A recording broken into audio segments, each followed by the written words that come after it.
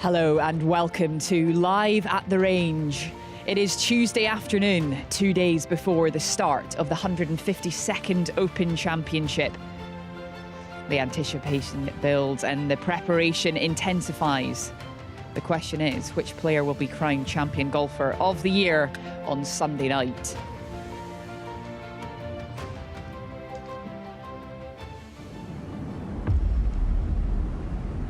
Linksland, the canvas on which our game was first drawn. Puss older than us all, steeped in heritage. It is timeless.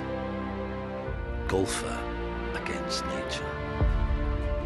A gust, a bounce, a downpour can dictate the challenges that await.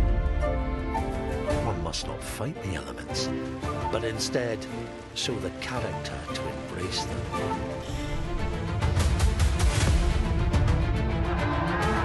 Those who can, just may, take the greatest walk in golf.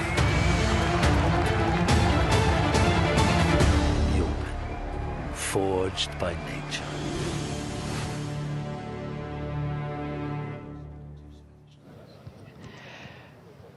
Oh, it's getting exciting. Good afternoon from the range. I'm pleased to say David Howell has come along to join us, one of the busiest men in golf. David, great to see you. How is the week going for you so far? Great. Arrived last night, got the train up. That was fine. Had a little look at the course this morning. It's looking splendid out there, isn't it? And it's a nice British summer's day, isn't it? It's cold, a bit blustery, and it's the Open. It's great, isn't it? It is pleased to be here. There is no better week in sport. Give us your thoughts on the golf course, Royal Troon. How do you like it? Well, I do. It's a great golf course. Traditional links course, 9 holes out, 9 holes back, and it really is a game of two halves. When you get this north wind as well, the front 9, it's about as easy as a front 9 as you will ever get in the Open Championship, and the back 9 is the complete opposite. I remember my first round of golf here in the Open, I was off at 6:30 in the morning, and I'm pretty sure my opening round was something like out in 31, leading, back in 41, 72, all the way back to about 80th place. And that sums up Troon, really. It's easy going out, it's tough coming back, and if we get this win, that will be the same test this year, some 30 years later. Yeah, well, more from David later on, but in the meantime, let's get out and find George. Yes, good afternoon, everyone, and welcome back after what was a tremendous lunch break. Not sure about you, but I had a little pork chop, some ravioli, and a nice cup of tea, so I'm feeling fueled up, ready to go for the afternoon. Where am I? Well, I'm on the third tee, and I didn't realise how close to the ocean you can get. And the positive news to come is since lunchtime, the rain has disappeared and the energy's lifted. It's almost quite warm out here at the moment, and there's that natural sea breeze coming down these first few holes. So players are back out and enjoying it, and this is perfect links conditions, just enough wind to keep everyone on their toes. And if you look over here, there's a little crowd gathering, all the locals. Now, who are they gathering for? Well, we better set the scene. If you come to the right, it's none other than Scottish Open champion Bob MacIntyre. He is on course for what I believe is the first time since his amazing victory at the Renaissance in the weekend. What a moment, what a fist pump, what great energy it was. There he is, giving back to the fans. A truly special few weeks for Bob after winning on the PGA Tour with his dad on the bag, and now he's done it at home. He's a man of the people. There he is. There's a lot of energy around him. He's got a press conference tomorrow, which I'm sure will be interesting. There he is. Go on, Bob. What a week to win. Can he get the job done here in a major championship? This is arguably the best chance he'll ever have. Home crowd, everyone's excited to see him. He's played the first 2 holes beautifully and just absolutely cruising into his week. The lefty, Scotland's #1 golfer. Wouldn't it be a great story if he could get the job done this week? There's no reason why he can't, unless maybe he celebrated a bit too hard on Sunday night after victory. That's something I might have to question him about at some stage. But once again, the first 3 holes, all irons off the tee. Quite similar little path 4s. So relatively cruisy start. You want to be making a birdie on one of these first 3 holes to get into the red early at the Open. Quite peaceful out here all of a sudden, just perfect weather. A lot better than when I last saw you guys this morning. But here we go. Aiming it at the right greenside bunker. Getting his target line. Looks like another 5-iron.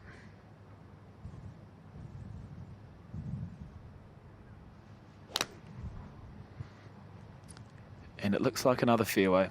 Great way to start the afternoon. We're going to be out here for hours on end. We're going to go try and find Tiger Woods for you at some point. Tiger Watch.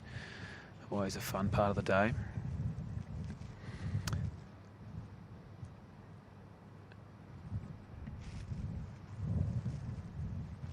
Sami Välimäki.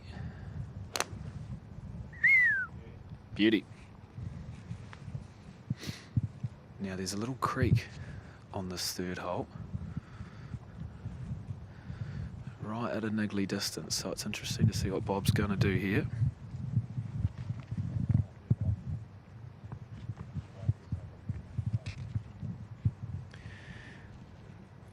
To clear that, it's around 290.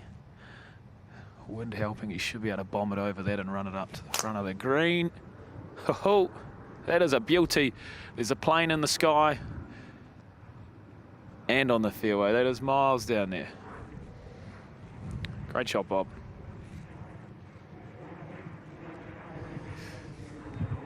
All right, as these guys head off, we're going to love you and leave you. As I mentioned, we're going to be hovering around all day. The conditions are great. The crowd is growing as well. Always the best days to come and watch the Open, these practice rounds. You get so close. So much more space to see your favourite golfers.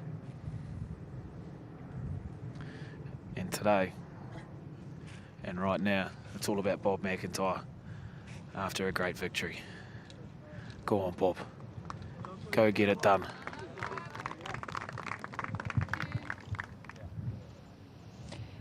Thank you, George. And David and I are still down here on the range. And David, there really is nothing quite like the atmosphere on the range at the Open Championship. It's electric. There's people everywhere. Each player out there in their little bay has got their own team. It's like, it's a little bit like Formula One. Everyone's got their own team around them and they are dialing things in for the week ahead.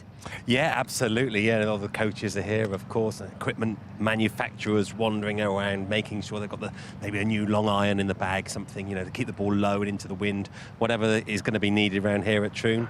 But yeah, I mean, ultimately, it's downwind, slightly off the left, the wind direction as well. More down, which is helpful. Players never like a left to right wind on the range. There's nothing worse than a downwind, left to right wind. But it's not too bad at the moment. It's not too strong, so beautiful turf to clip the ball off. Nice links turf here at Troon. All is well. You can hear that thud, isn't it? It's just a gorgeous sound you hear on links turf. And of course, we have had a very soft spring, and there's been some rain obviously early in this week as well, so things underfoot do feel a little bit softer, but it's still got that firmness because of the sand base. Yeah, indeed. It's just beautiful ground to play off. I mean, it's not going to be a crispy, burnt out golf course this week. No, there's a little bit of juice to the rough as well, but it's a green golf course as we see it. It's a bit like Wimbledon though, isn't it? As with the green courts on Monday, and finally by the end of the week, I'm sure there will be a little bit more bounce in it. But it's going to be a very fair golf course to play on, and it should be a super test for the 4 days. We've got Tony Finau in our right corner here.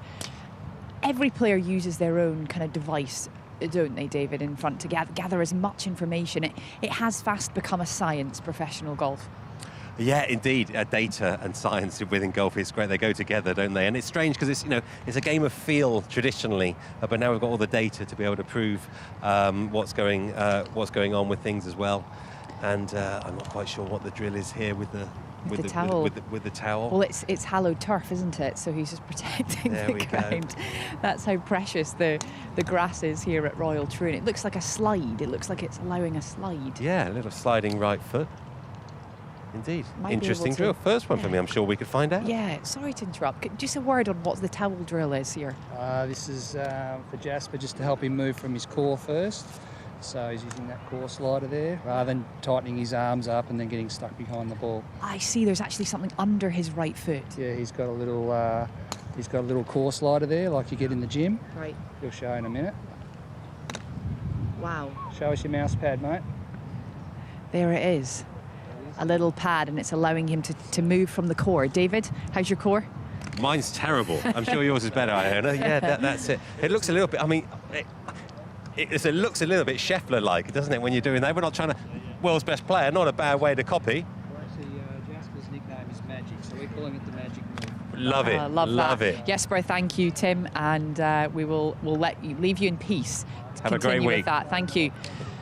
Let's carry along, and we'll find just next door Tony Finau with, as we say, an alignment stick out there, which is probably, David, you can tell us the details, but it's got to be about start line. Yeah, it will be, I'm sure. Indeed, Tony just looking through there, and when you get the stick on your start line, because you're this way of the ball, you know, you're some 2 or 3 feet inside the border target line. It just gives you a slightly different visual. But Tony going about his business there. I always find it so interesting watching the players move along here. Tony, a lot of knee bend, low hands, and just an absolute gem of a striker or a golf ball is Big Tony. Absolutely makes the game look very natural and fun. Hi, Tony. I've just waxed lyrical about your striking here, Tony, obviously. So it looks like he's starting at left of the alignment cane here, and he's looking to try and work it back a little bit, although the wind's kind of helping off the left. Starting at left of the alignment cane. Oh, that was close, but it was left of it.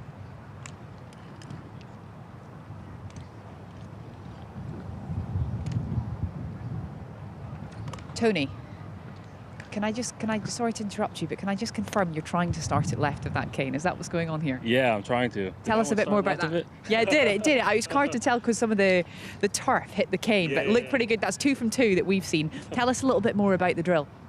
Yeah, I think it's just an easy way not to get too technical. Just start it where I'm looking and try and curve it. I like seeing the ball move. I've always been that way. I don't really like hitting it straight. Yeah. So even on a little wedge shot, I want to see just a little, I want the ball on the ground, cutting a little or drawing a little. So, yeah, it's an easy way to just work on that. And give us your first impressions on the golf course this week so far. It's great. It's in great condition. Today was the first day. There's a little bit of wind. It looks like Thursday and Friday the wind can blow. So, but overall, the golf course is in great shape, and look forward to a good week. Awesome. That's great stuff, Tony. Thank you so much. We'll leave you in peace. Yes. Appreciate the time. Good luck this week. Oh, it's great, isn't it, David? I mean, it's just wonderful to be down here and seeing everyone going about their business. And there are smiles on the faces because you get the sense the players, and we heard Justin Rose speaking about it this morning, having had to go through the qualifying, they know and they feel lucky to be part of this field. Oldest championship in the world and the best, and if you've got a chance to play in it, then why not? You want to be here. If you like playing golf competitively, this is the place to be this week, isn't it? And brilliant, nice, as we say, nice practice. I like the way Tony, he just keeps it so simple. Doesn't like to get too technical. Absolutely, he just plays by feel. I mean, he learned to play the game in a garage, hitting a ball against a mattress, can you believe? And here he is in the greatest championship of the world. Someone that doesn't like to keep things simple, of course, is Alex, who's just about the last man into the field, I would say. Well done for qualifying. Yeah, absolutely. He was part of the field at the Genesis Scottish Open last week and contending, managed to book himself a ticket to Royal Troon, and he's a wonderful player to watch, so we're pleased he's part of everything this week. But I was very lucky, David, to follow him on course last week. And tell me your thoughts on the number of times he does his practice move. He must do it 1 million times a day, this kind of idea of keeping the club in front of the body, and it's a lot of repetition to drill that in. Yeah, just working diligently for many years now with one of the world's great golf courses, Matt Belsham, the golf coaches, I should say. And always trying to see a little fade is Alex, does everything he can to just see the ball moving from left to right, taking the draw out of things. And many different ways to sort of cure the same problem for Alex over the years, but it's always a variation on a theme. But he's a busy mind and likes to do the opposite of Tony. He likes to have some very distinct swing thoughts in there that he can go to. Right, let's take a look at this one, shall we, and see what's happening.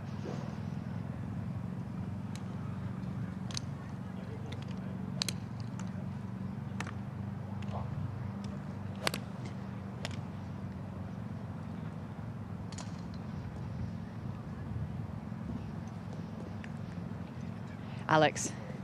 Oh man, here we are. How are you? Thanks for letting us come in. We won't keep you for more than a few seconds, but how are you? Well done on getting yourself here to Royal Troon. How are you enjoying the week so far? It's probably my favorite event of all year. Since growing up in Europe, playing here a lot, playing links golf since we were young, you know, Swedish team came over, and I like links. It's like you don't have to hit every shot perfect. You can recover. You got to hit enough of them good, and it's beautiful here. Obviously, you had a great week last week at the Renaissance Club. How much do you feel that will help you, that kind of links prep over there, coming from East Coast to West Coast into this week? Yeah, I mean, obviously it's nice to be in the same place. You got 2-hour drive over here, and the best thing about playing the week before, even if you play bad, is that you know what works and what doesn't. So that's what we're focusing on now. Like, well, that was tough, so let's fine-tune that a little bit. We can leave maybe that part of the game a little bit. So sometimes when you come in fresh from like a 2 weeks off or something, it's more like maybe overwork a little bit when you come to a tournament. And just finally, a word on, because we're obsessed with watching you practice your game and your dedication to drilling in this move. Just give us a line on what's the number one feel for you in the golf swing right now? Well, I've always been, it's too easy for me to get under the plane. But I usually take the club too much out, and then I actually get under. So, and I aim to far left. So this drill kind of helps me sit up square and kind of understanding where I am in space, because otherwise I aim 20 yards left and I think I aim at the hole, and then especially out there on the course when the wind blows and you get under pressure. So this kind of like it's kind of like somebody, when you do the plank in the gym, somebody pushing you and, oh, that's square, you know. So that's what I'm trying to do here, because I know from experience kind of how to get around a course now, but I just got to have a little bit better fundamentals. Okay, fundamentals, very underrated part of the game. Thank you so much for your time. We wish you well this week. Thank you, Alex. Have a great week, mate. Fundamentals, David, something for everyone to learn at home. You think these guys out here, when they get to the top of the game, are working on something complex, but so often it comes back to the basics, the non-negotiables. Yeah, well, Alex, with a hitting station, I would call that a practice station, just to feel like, well, that is what I'm trying to try and get. He feels like the club can go away from him too much, so that is to remind him, what does that feel like? Where is square for him? Where does he want the club? And then, of course, it's not so easy when you're out there with a 20-mile-an-hour wind coming off your left shoulder, but at least you can go back to, you know, that's correct. And it's like a resetting station, and that's the way he's going about it. I like that very much, a resetting station.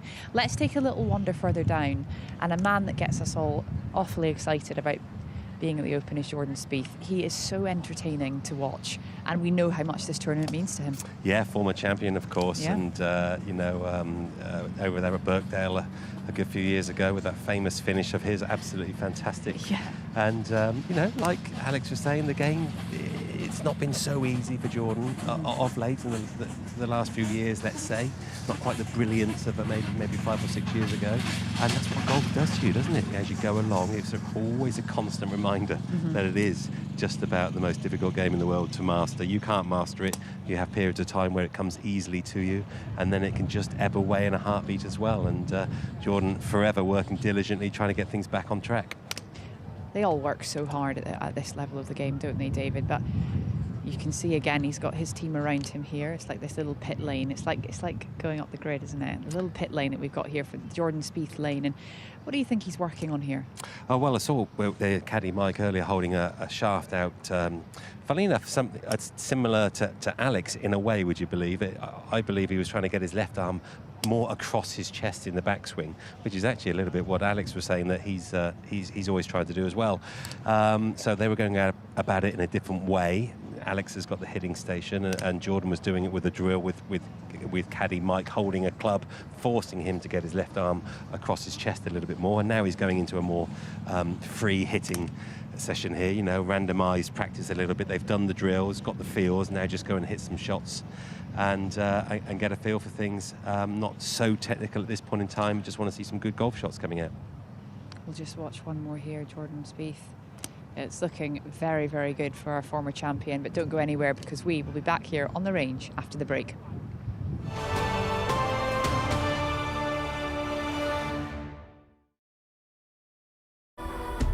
On the tee.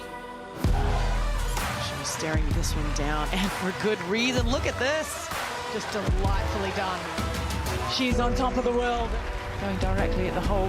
Tell you what, go on. Oh, get in there. There's something about the AIG Women's Open. Oh my goodness.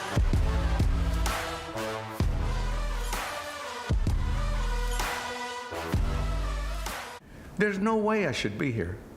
I should be dead or in prison. I mean, how else would you gauge this? And a guy comes off of a cotton farm, you know, to become one of golf greats?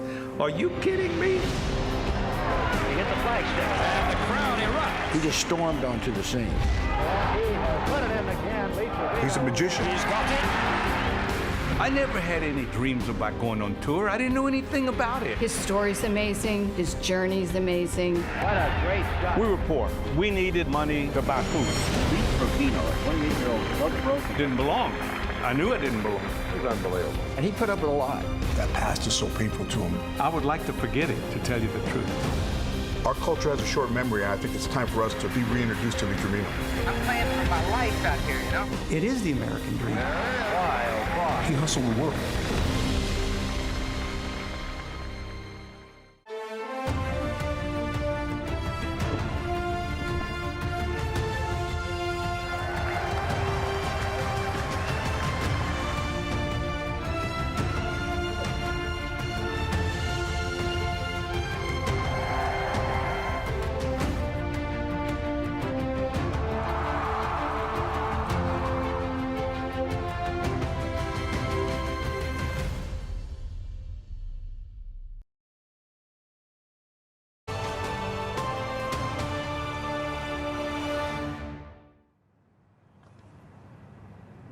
Tuesday afternoon, we are live on the range and we are ticking ever closer to the very early morning start. I'm with Josh Antman. That's going to be on Thursday.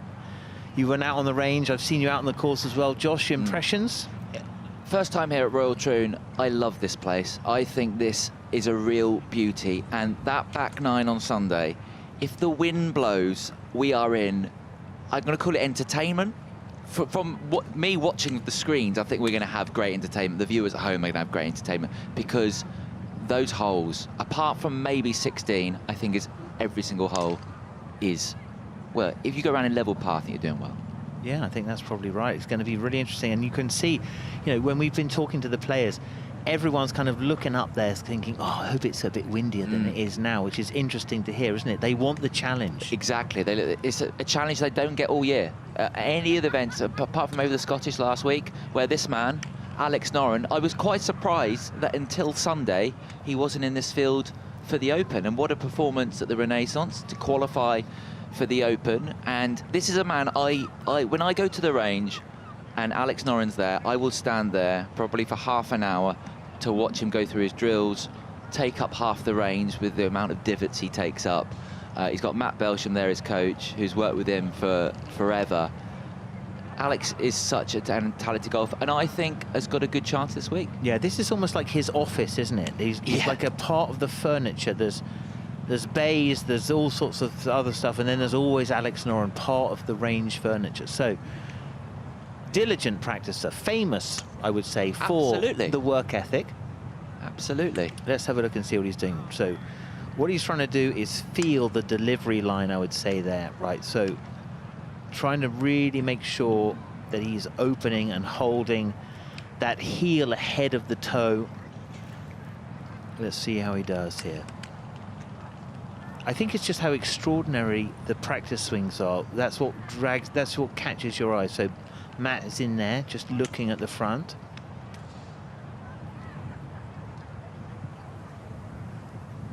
And Simon, as a coach, obviously, you have to exaggerate those movements. Those won't happen in the real swing, but you have to exaggerate them to grind them into your proper swing. Yeah, it's almost like a medicine. You just keep taking the medicine to stop the illness from occurring or reoccurring. So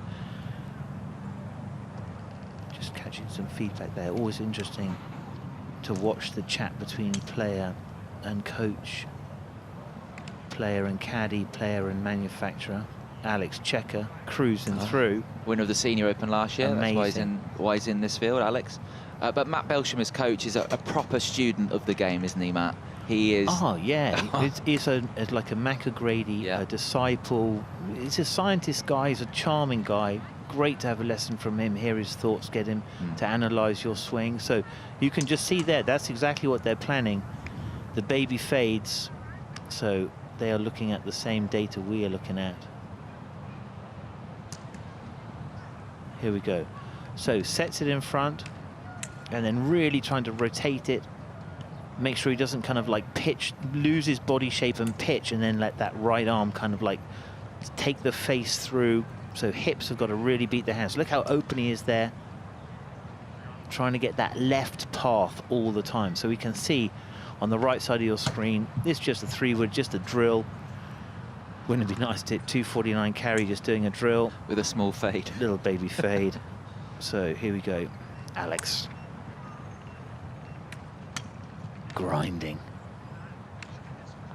Start line is left. That's what he wants to see. Ball falls to the right.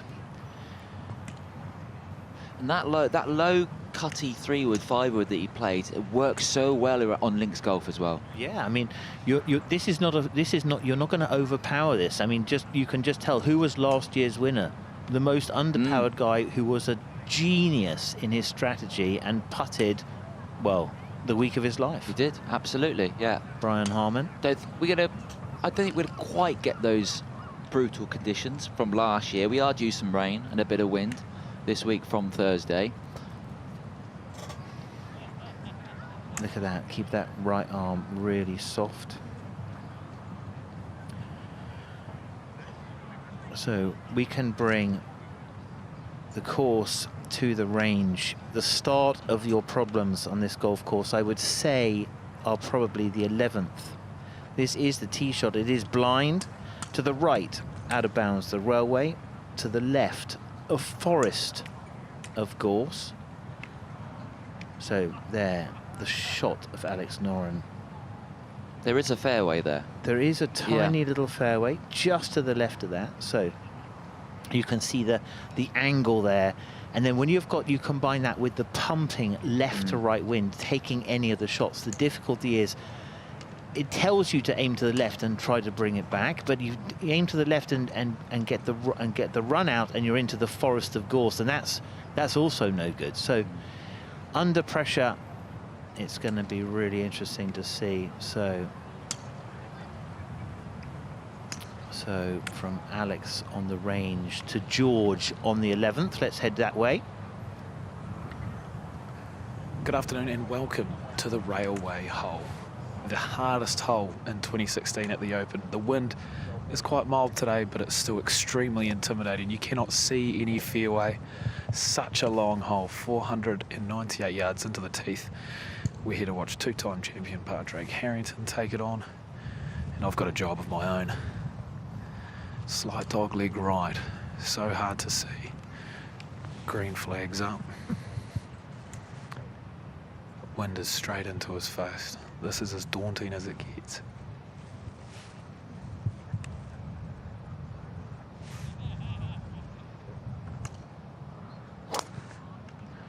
That is beautiful, absolutely beautiful. Makes my job easy.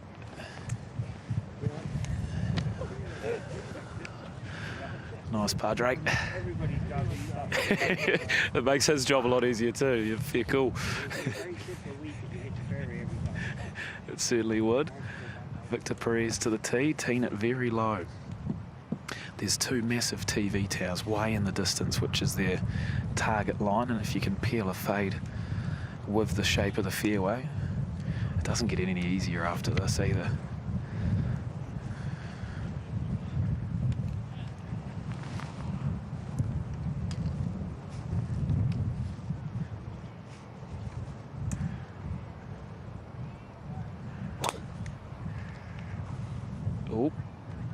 Oh, that's creeping left.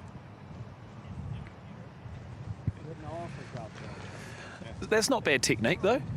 What's wrong with that? Wait for the player to get over the ball to lift you. You lift it up before he gets over the ball. Lift it up before he gets over the ball. You were the only person moving when he was over the ball. Oh no. So as he's over the ball, you're doing this.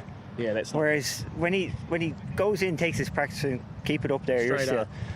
Arms straight. You can't fail if you're early. You can only fail if you're. Get out of here. Yeah. Get out of here. Take your 2 Claret Jugs and jog on, all right? Get out of here. Right, while we're here. While we're here, look how close this is. That is right in the back pocket. So I don't know about you, but this is one of the scariest tee shots on the golf course. Not for me.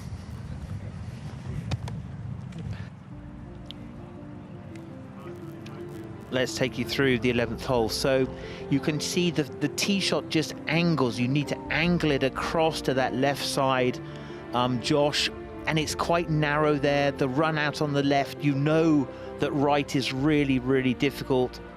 How brave will you be if you do play an iron? It's 500 and something yards into the wind. Just that one big bunker. And you can see that's probably the landing area about there. And then drivers about here as we run out of the picture at the bottom, leaving you that shot.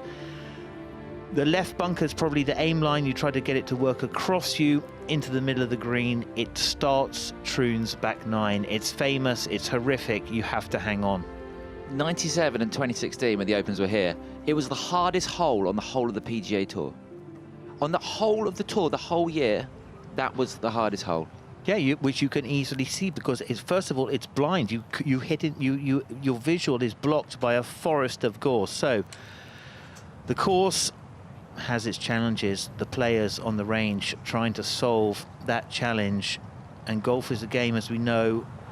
Science loves a straight line, but you play links golf. Like you know, American Tour is more straight lines, links. The artists, the curves, the shapes, using the wind.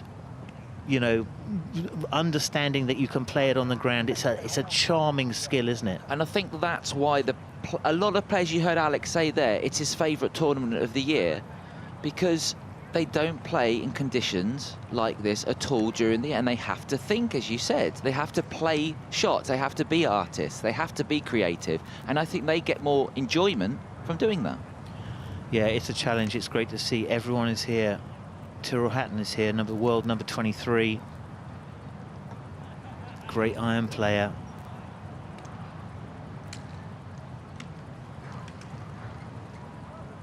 Let's take a closer look at his action.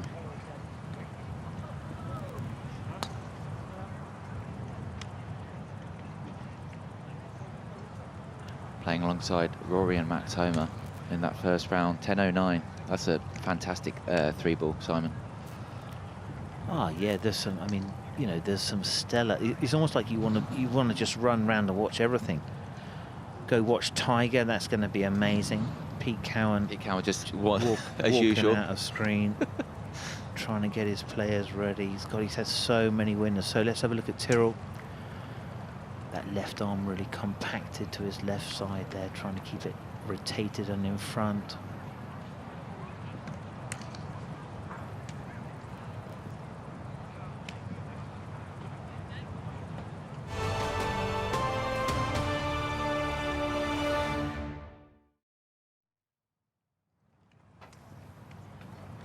So Tyrrell just working through his clubs. I think this is post-round practice. A swing as well, Tyrrell, that has not really changed much over the last few years, I would say, Simon. No, I see him as one of the premier iron ball strikers. I think he's really, really good, sort of in that kind of critical 4, 5, 6 iron, very, very accurate, hits a lot of good shots. You know, probably at this level, your average shots are not the things that get you up the top of the leaderboard, but it's how many really good shots you lead. And you just have to look at Scottie Scheffler. Scottie Scheffler's just got the most unbelievable iron game. This is the 152nd Open. Please scan the QR code there to enter yourself into the ballot for the 153rd. That's in Portrush, a blend of the Open Championship combined with a sprinkle of Irish hospitality. Absolutely amazing. This event here is totally sold out. I think that's 270,000 tickets. Wow. Get yourself in the list. Scan that code. We'll see you there in Portrush. That's going to be fantastic. Tyrrell had a couple of top 10s in the Open, Simon. You know, his best result was a 5th. You know when that was? 5th. Some very close to this venue we are today. 2016. It was here. Was it here? 2016. He got 5th. Tyrrell. Yeah, as a young man then. Yeah. Okay. First cut he made at the Open, and it was 5th here. Yeah. So strong ball striker. Will fancy his chances.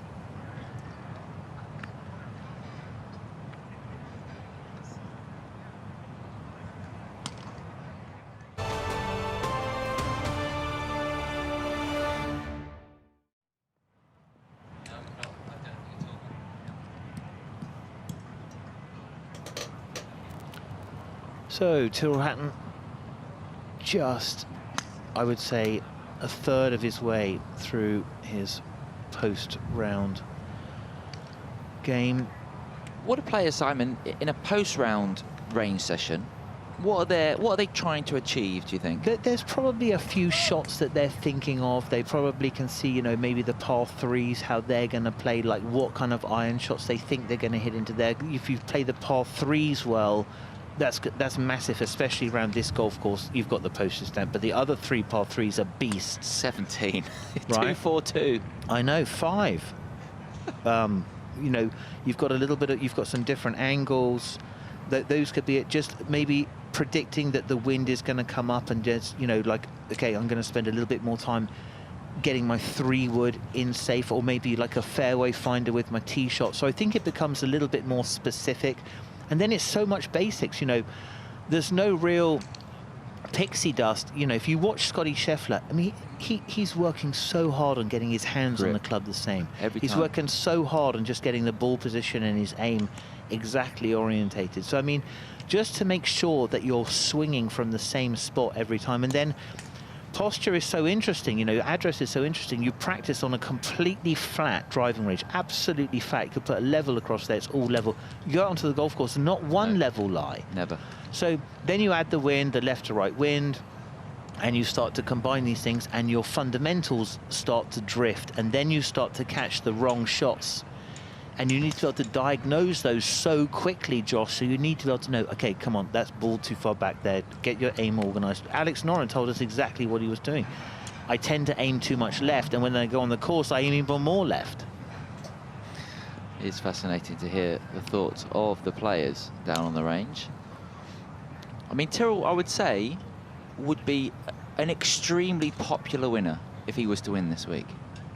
Oh yeah, absolutely. He's one of the guys who has a real character and a quality. You know, I think that, you know, we look to him as one of our kind of like lead European guys. Just chatting through there a few numbers, I would say.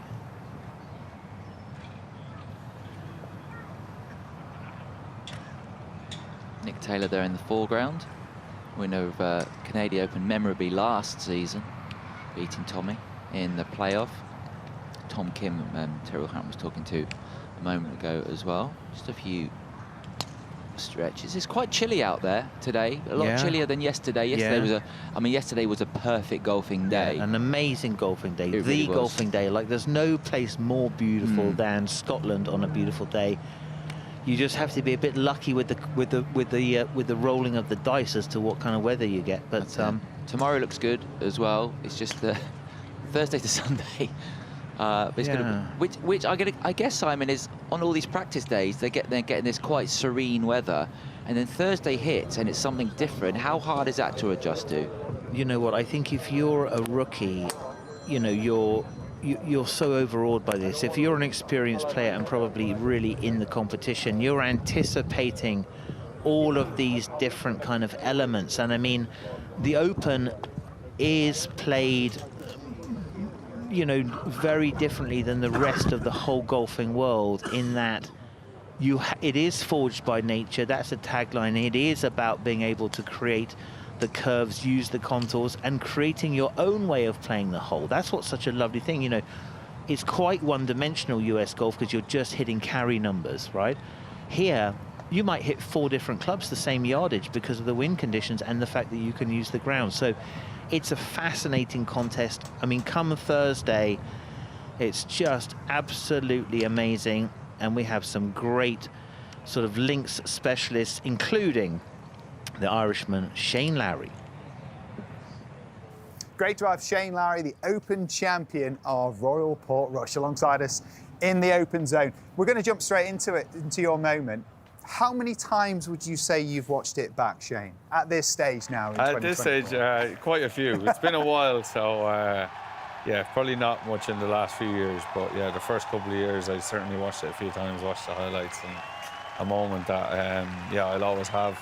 Great Bo Martin there as well. Great times. I mean, yeah, something. We're obviously going back there next year. Yeah. So that's going to be very special, but yeah, it's a very special moment. Testament to how much of a success it was that we're going back so quickly.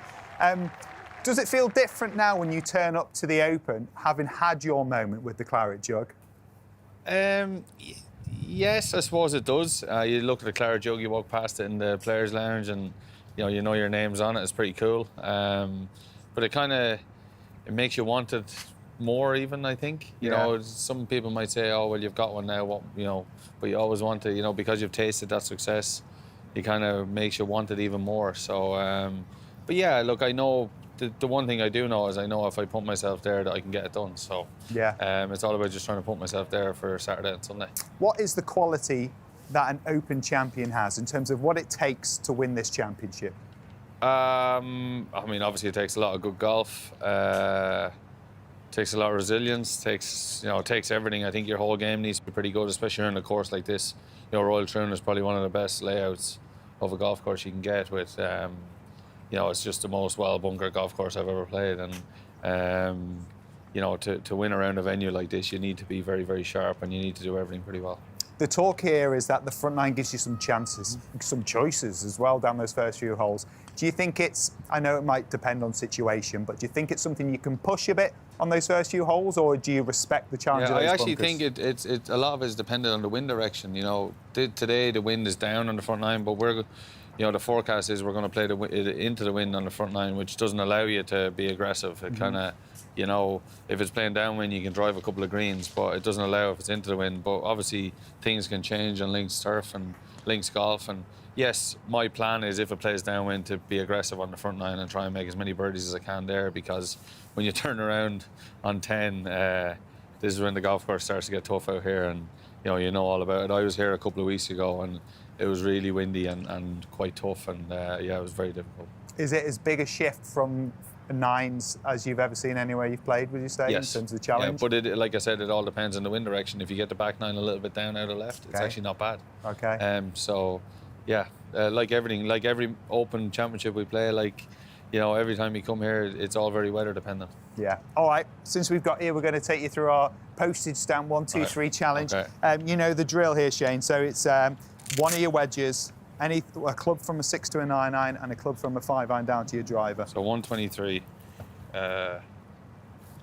bit downwind. I'll probably hit a hard 54. Hard 54. Okay. What else are we taking? What are we doing from the 6 to 9? For 6 to 9. A 7-iron. Give me a 7-iron. You guys are great. I'd just obviously go for the 9 because it seems closer to it, but you've all been going for this. Okay, and then give me a 3-iron then. I'll try good lad. That's what we want to see. I'm going to try and hit the stamp. I'm not even going to worry about the distance. That's it. Yeah. No, that's just hit the stamp. So for you, is this pretty much just a full? So I'm thinking it's downwind. I hit this club like 120 or 112, 114. Okay, so it's a good one. 10 yard is a good one. Yeah. Put this way, if this is the wind on the postage stamp, this is probably the club I'd be hitting. Okay.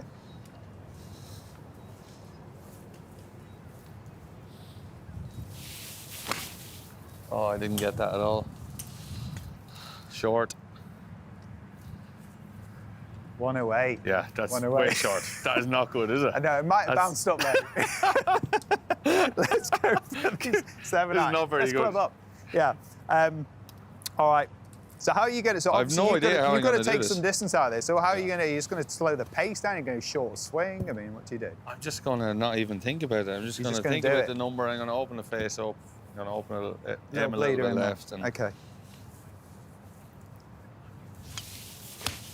Oh, I quite like that, mate. That's a lovely strike. It's on it. Oh. That was better. 1-1-5. Getting That closer. was better. That was better. Okay. Yeah, I mean, I have no idea what I do with this. You could always like a little bit of a stinger in there for us. Do you want me to hit like? I'll try and hit the actual stamp that's out there. Hit the stamp, yeah. I mean, that was sort of the idea of the game from the start, though, wasn't that? Yeah. I was trying to hit the number. Oh, go on. Here we go.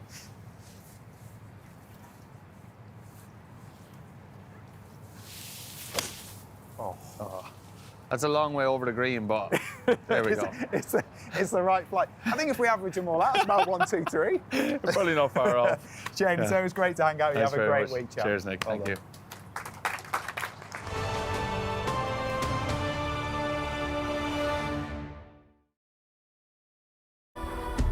On the tee.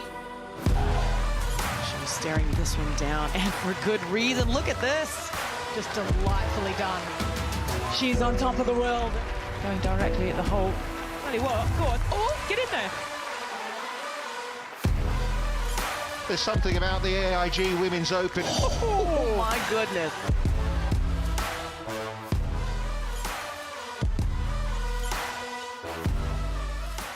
There's no way I should be here. I should be dead or in prison. I mean, how else would you gauge this? And a guy comes off of a cotton farm, you know, to become one of golf greats? Are you kidding me? He hit the flagstick, and the crowd erupts. He just stormed onto the scene. And he has put it in again. He's a magician. He's got it. I never had any dreams about going on tour. I didn't know anything about it. His story's amazing. His journey's amazing. What a great shot. We were poor. We needed money to buy food. Beat for Finau, a 28-year-old drug broke. Didn't belong. I knew I didn't belong. It was unbelievable. And he put up with a lot. That past is so painful to him. I would like to forget it, to tell you the truth. Our culture has a short memory. I think it's time for us to be reintroduced to the Camino. I'm playing for my life out here, you know? It is the American dream. Why, oh, why? He hustled the world.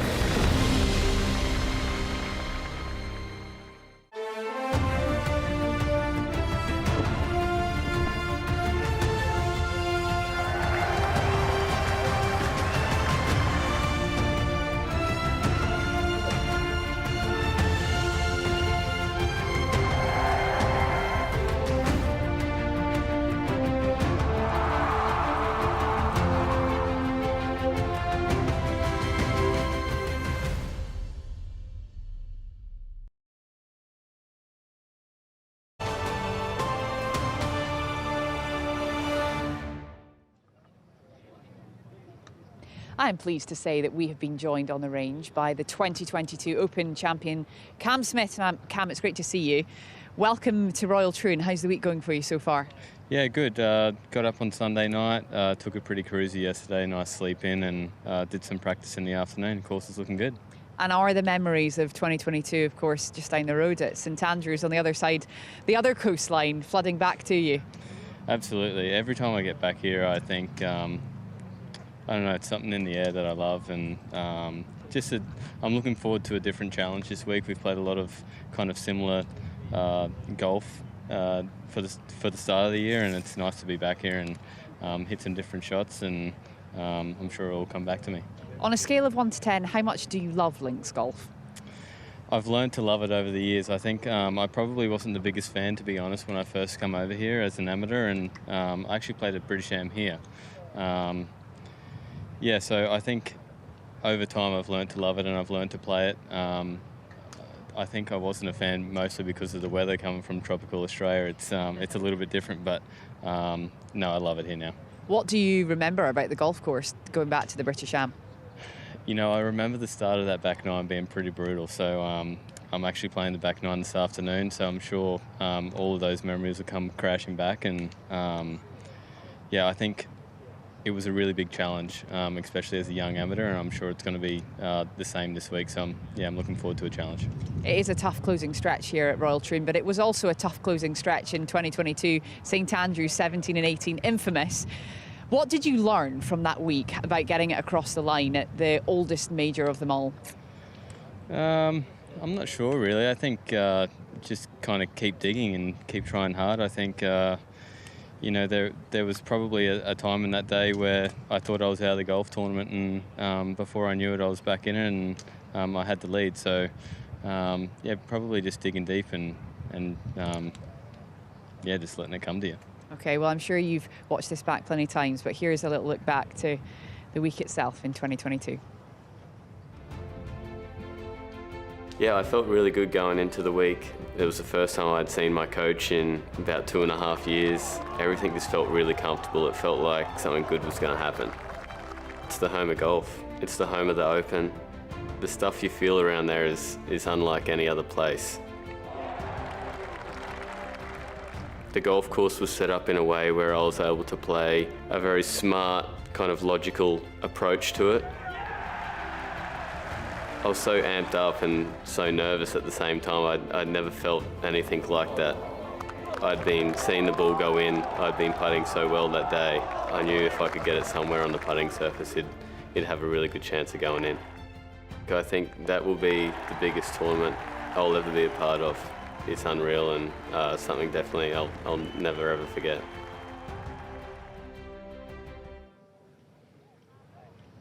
Cam, amazing. I've got my question to you is that the psychologists would say you've got to dream it to, got to see it to be able to do it. Did you ever dream of winning the Open Championship? I mean, you're an Aussie, you grew up down there, playing in Australia. Was that dream ever there, part of your world? Yeah, absolutely. I think many Australian kids dream of winning the Open, and probably every major, to be fair, but there's something about this tournament that is different, and it's probably got to do with the history and the style of golf that we play, but yeah, it was so cool, especially to do it at St Andrews as well. Well, a lot of kids will dream about doing it. You actually did it. I followed you the first morning at St Andrews on-course commentating, and you were brilliant. I remember thinking you just hit it in the correct spot on every single hole, that first 5, 6 holes, 9 holes. You're an amazing putter. We know that. You're an amazing golfer, always putting from the great place. And I thought, you're going to have a chance here this week because, you can hit a lot of greens at St Andrews. Yeah. Did you get that feeling right from the word go back in 2022? Because I was thinking you've got a chance right from the word go when I was watching. Yeah, I think so. I think I started to play really good golf actually the weekend before at the Scottish Open, and it was the first time I'd seen my coach in a long time because of COVID and all that stuff, but there was just a lot of things kind of ticking along and ticking the boxes, and then yeah, before I knew it was Sunday and in there with a chance, and probably didn't get off to the dream start, but definitely the dream finish. Well, Cam, listen, we know you're going out there on the golf course this evening, so thank you for stopping by, and we wish you all the best this week. Thank you. Thank you. Cheers, guys. Take care. And don't go anywhere, because we'll be back here on the range after the break.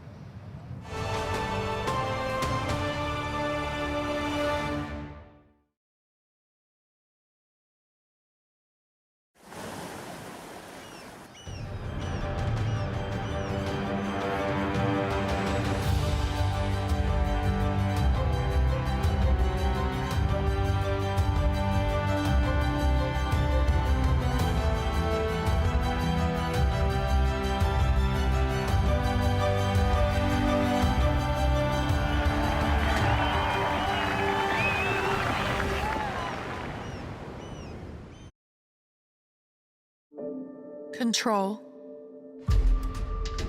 It's often out of your reach. Your opponent. A line call. Even the bounce of a ball.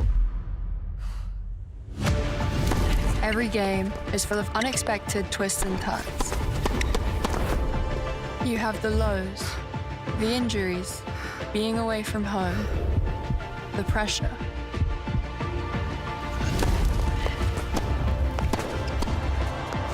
And the incredible highs, the wins, exploring the world. Every day, a new opportunity. Life is rarely a straight line. We can help wherever it takes you.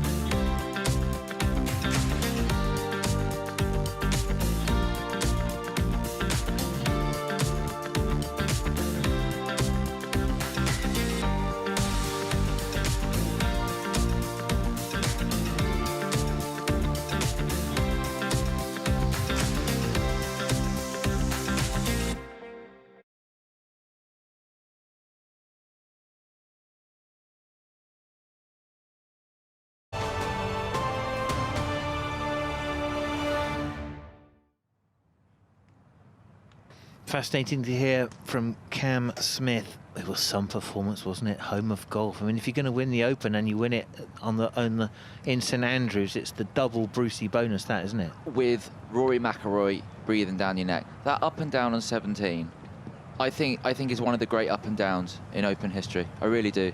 Yeah, he said he got the wrong yardage, which is why he laid up so far back. He got the wrong number off the disc. Anyway, so fascinating. You know, just the way he was like a chess player, wasn't he, with the most perfect putting stroke. So, there's a talented player. Gotta love a bit of Hideki Matsuyama, 2021 Masters champ.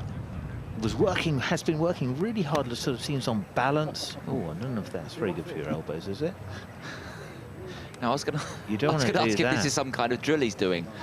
So, but that's interesting. Kind of like pulled up with the left side, drop the right side. If you drop the right side, the low point falls back. You hit the ball, then you hit the ground, lose a lot of ball speed. That's the way to do it. So what's the idea here, Simon? Well, you know what? I'm not a big fan of one-handed drills. If you're going to do one-handed drills, do them off a tee. A dear friend of mine, Nick Price. Remember Nick Price? Of course, Nick Price. Right. So he used to do tons of drills and really damaged his elbows. So Matsuyama, I think there is just working on sort of a leveling out drill, trying to keep that right side up through the ball so you don't pull up with that left side, get that right side to drop behind. Let's see what he is doing. He looks as though jacket is on. Caddy's going to have a go. How difficult is it? Let's have a look. So, he's done that before. Just clipped. He's showing Hideki how it's done. That's the coach, I think. That's not the caddy. Oh yeah, caddy's by top, of course. Okay. Shota. All right, cool. So Hideki. Simon, he's got a brilliant record in major championships. He has 10 top 10s and the win at Augusta.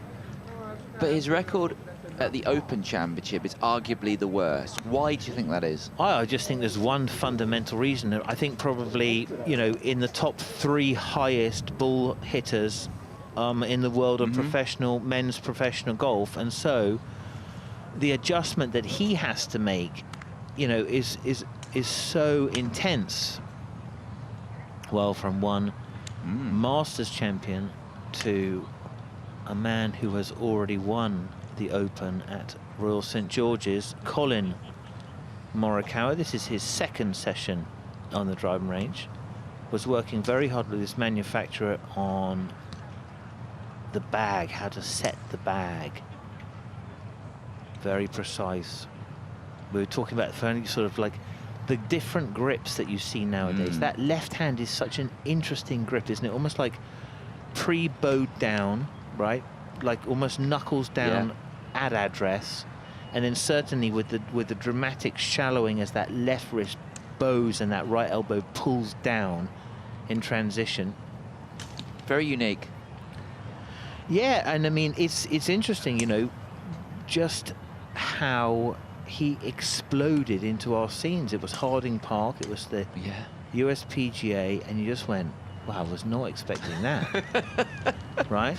You'd argue I wasn't expecting him to win on his debut a few years ago at the Open as well. Some of the up and downs that he had. So there is the bag. Morikawa is my #1 choice for this week. He is really coming into form. He was in the final group at the Masters and the PGA. He was in the mix at the US Open. Yeah, very much 5 top 4s since the Masters. He is banging form. His name's on the Claret Jug. I think the 2 missed cuts last time, I think he was going through a few changes in his game. I think he's back to where he was before now. It's an interesting shout. So, you know, a low fader of the ball, like a Spieth, very similar. When Spieth first came out, it's a very similar shot pattern. Looking fairly chilled. Very chilled. And again, here at Royal Troon, there is a long list of American winners. Here, before Stenson. Yeah, what do you put that down to? It's amazing, isn't it? You had Weiskopf, Calcavecchia, Leonard, Todd Hamilton. It was incredible. And for guys who don't really play a lot of links golf, that those guys don't, they've got an amazing record here. love to Look know at that for the majors this year. Yeah, I know, fantastic. The Masters was amazing. He's a big-time player, Collin Morikawa. Oh, he is. He rises. His game is suited. It's very, very much one-dimensional, very, very focused. So, and just a big smiley face. So obviously enjoying his time over here. If he did have a weakness, Simon, Morikawa, what would it be? His putting, possibly? He says his putting, yeah, he does say his putting. I mean, he was, for a time period, more accurate with his 6-iron in proximity to the hole than the PGA Tour average with their 9-iron. So if you just imagine what that means. So let's suppose his 6-iron is a 205-yard carry, something like that. That's pretty amazing. So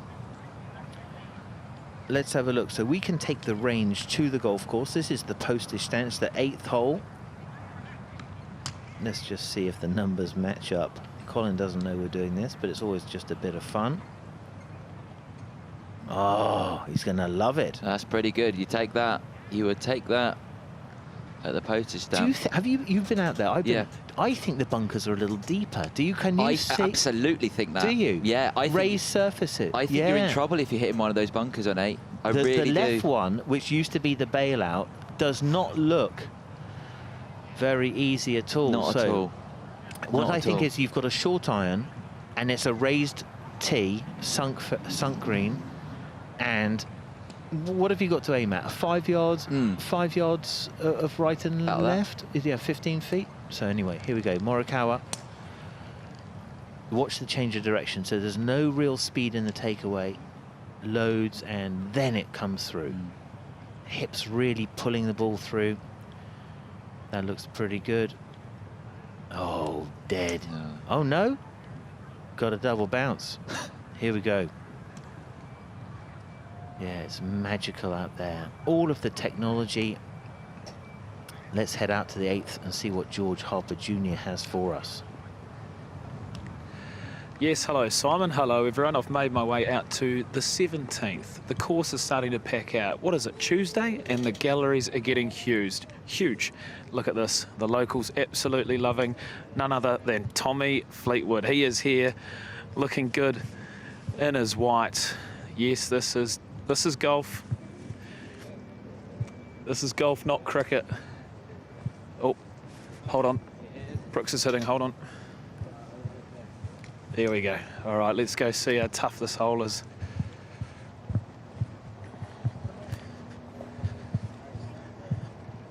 So the 17th, a ridiculously long par 3. And you come way back here. When Henrik played it in 16, the tee block was back here. And now it's way back here. Tommy Fleetwood, everybody. 242 yards. If we just nestle in here. This is so tough. The wind is right into the face. A lot of long irons. I've got Koepka playing alongside Fleetwood, a lovely pairing. What club did he just hit there? 3-iron. 3-iron. 250 club. 250 club. Okay. 242.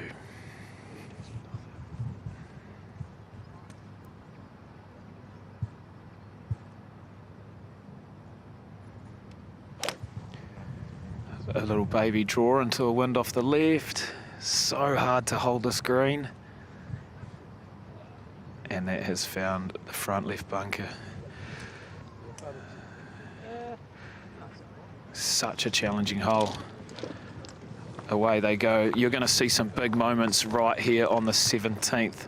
For me, one of the hardest tee shots here. I know there's plenty of them, but I'm starting to fall in love with this place.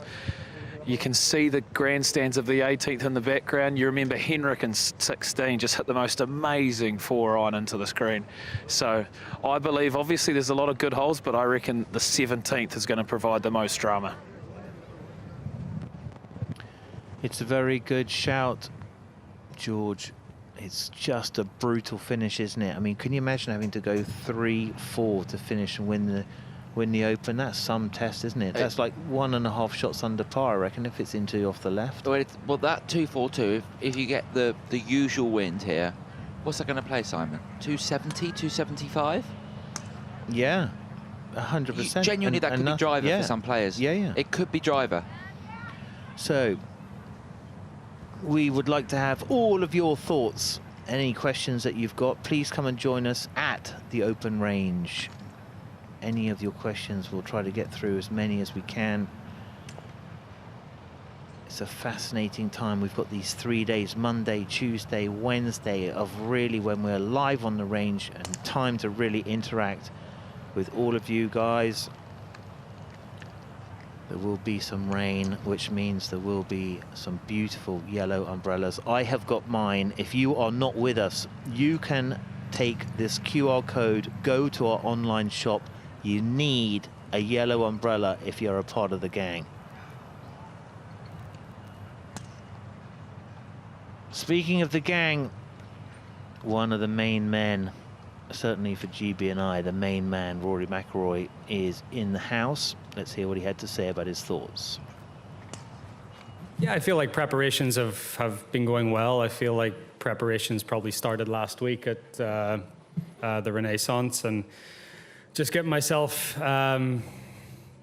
familiar again with, links conditions, links turf, green speeds. Obviously, we play our majority of our golf in the States, and green surfaces that are quite different to here. So just trying to get, I guess, reacclimated to that. Not that, obviously grew up playing a lot of links golf, but, when you only come back to play, once or twice a year, it just takes you a little time to adapt. But yeah, it's been going well. Got my first look at the golf course this morning early. And yeah, it's basically a tale of two nines on this course. You feel like you have to make your score on the way out, and then you have to sort of hang on coming in. So, but yeah, looking forward to the week.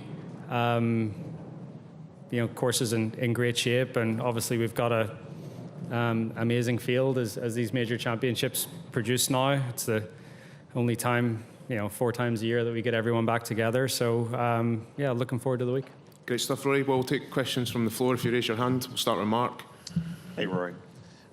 We had Tiger in a little while ago, and he was mentioning after the dust settled for you after the U.S. Open that he shot you a text. Just kind of wondered what that meant to you to hear that from him. And So full disclosure, I changed my number 2 days after the U.S. Open, so I didn't get it until he told me about it today. So I was like, oh, thanks very much. So I blanked Tiger Woods, which was probably not a great thing, but Tiger's been nothing but incredible to me over the course of my career.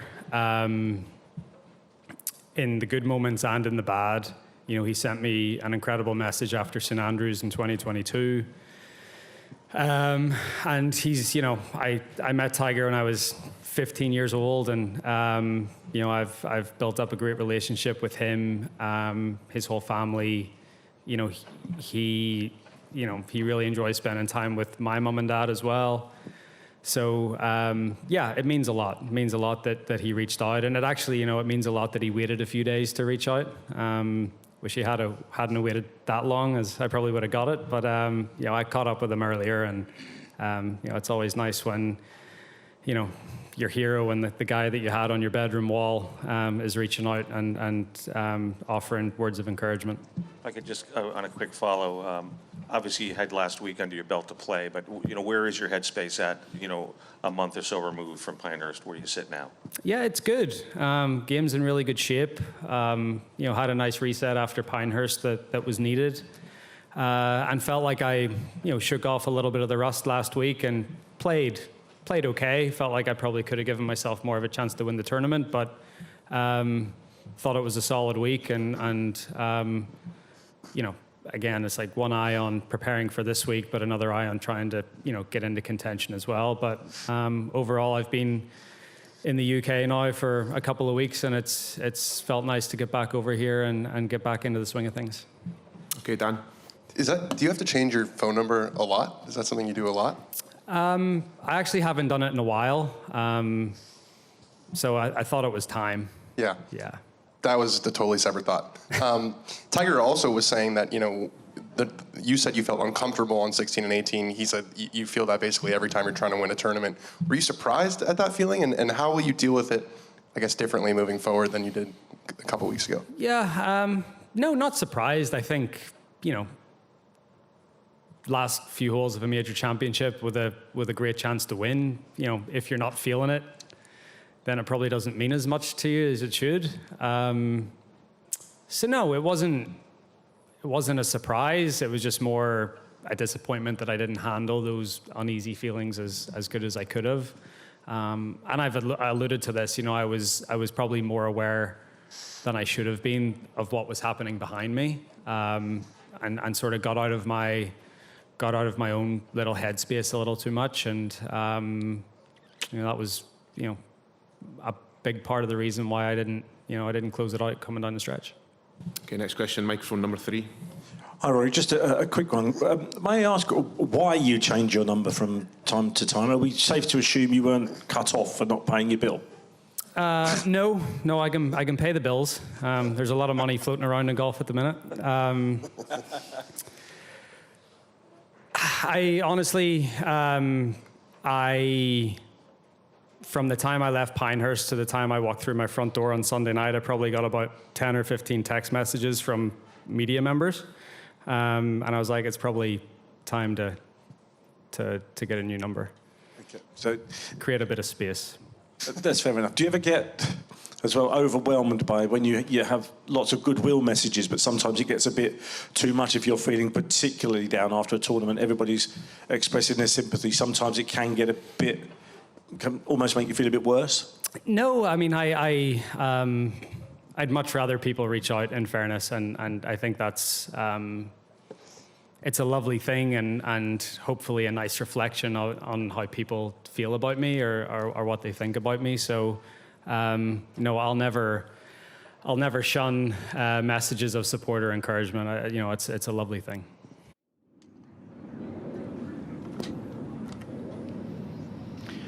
Really fascinating to hear the thoughts of Rory McIlroy, and I suppose that is one of the things of being sort of at the top of the most competitive sport, is you have to be fairly bulletproof, and I think he's sort of found a really good headspace there, Josh. Absolutely. I mean, the pressure that is on his shoulders, I think when it comes down to every major, must be huge, I think, for Rory, and the fact that he can soak in all that pressure, and I think that putt or the US Open would have taken a while to get over. But I think Rory's ready this week, I think this course suits him great. He played brilliant at Renaissance last week.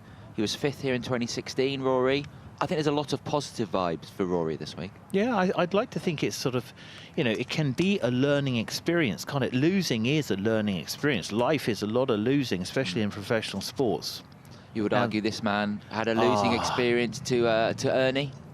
Oh, I found it still hurts, doesn't it? It still There's hurts, a couple. Scottie. Like, I still could not ever forgive Stuart Sink, and I'm actually quite good friends with him, but Adam Scott. Do you know how many consecutive major championships it is now for Adam Scott, Simon? Oh, is it 46 or something? No, like not that? even close. More. 75. No. 93. Is it really? It's astonishing. Astonishing. Yeah. It is.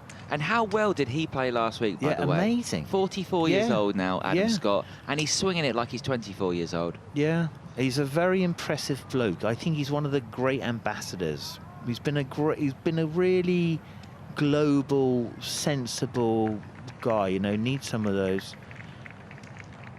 So from Adam Scott to Cam Smith. Two great Aussie sportsmen. They played so lovely.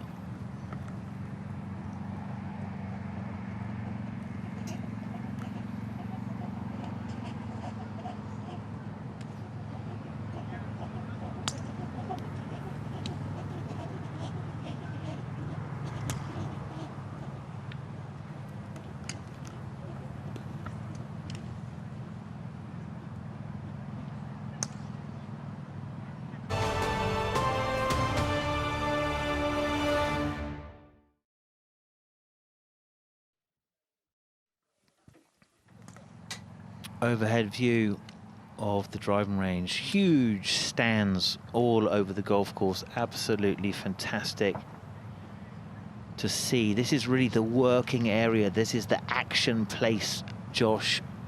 First few days, and then it all starts to get a bit more serious. Sunday is going to be much more tense. So let's head down there, see who we can find. Oh, Sam Burns. Flusher. Been out with Scottie Scheffler.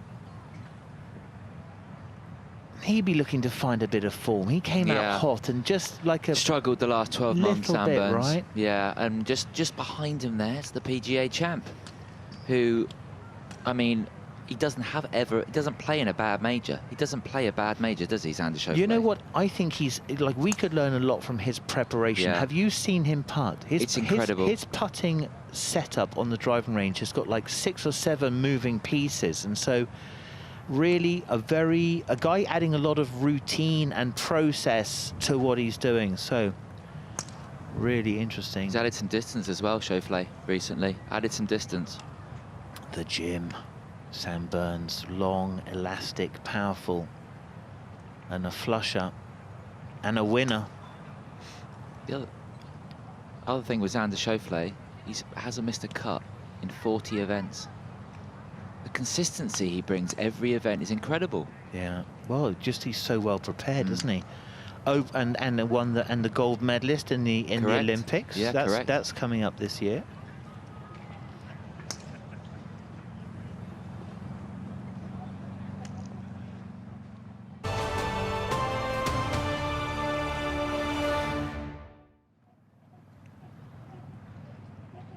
Maronk with a wedge in hand. Looks like that's going to go.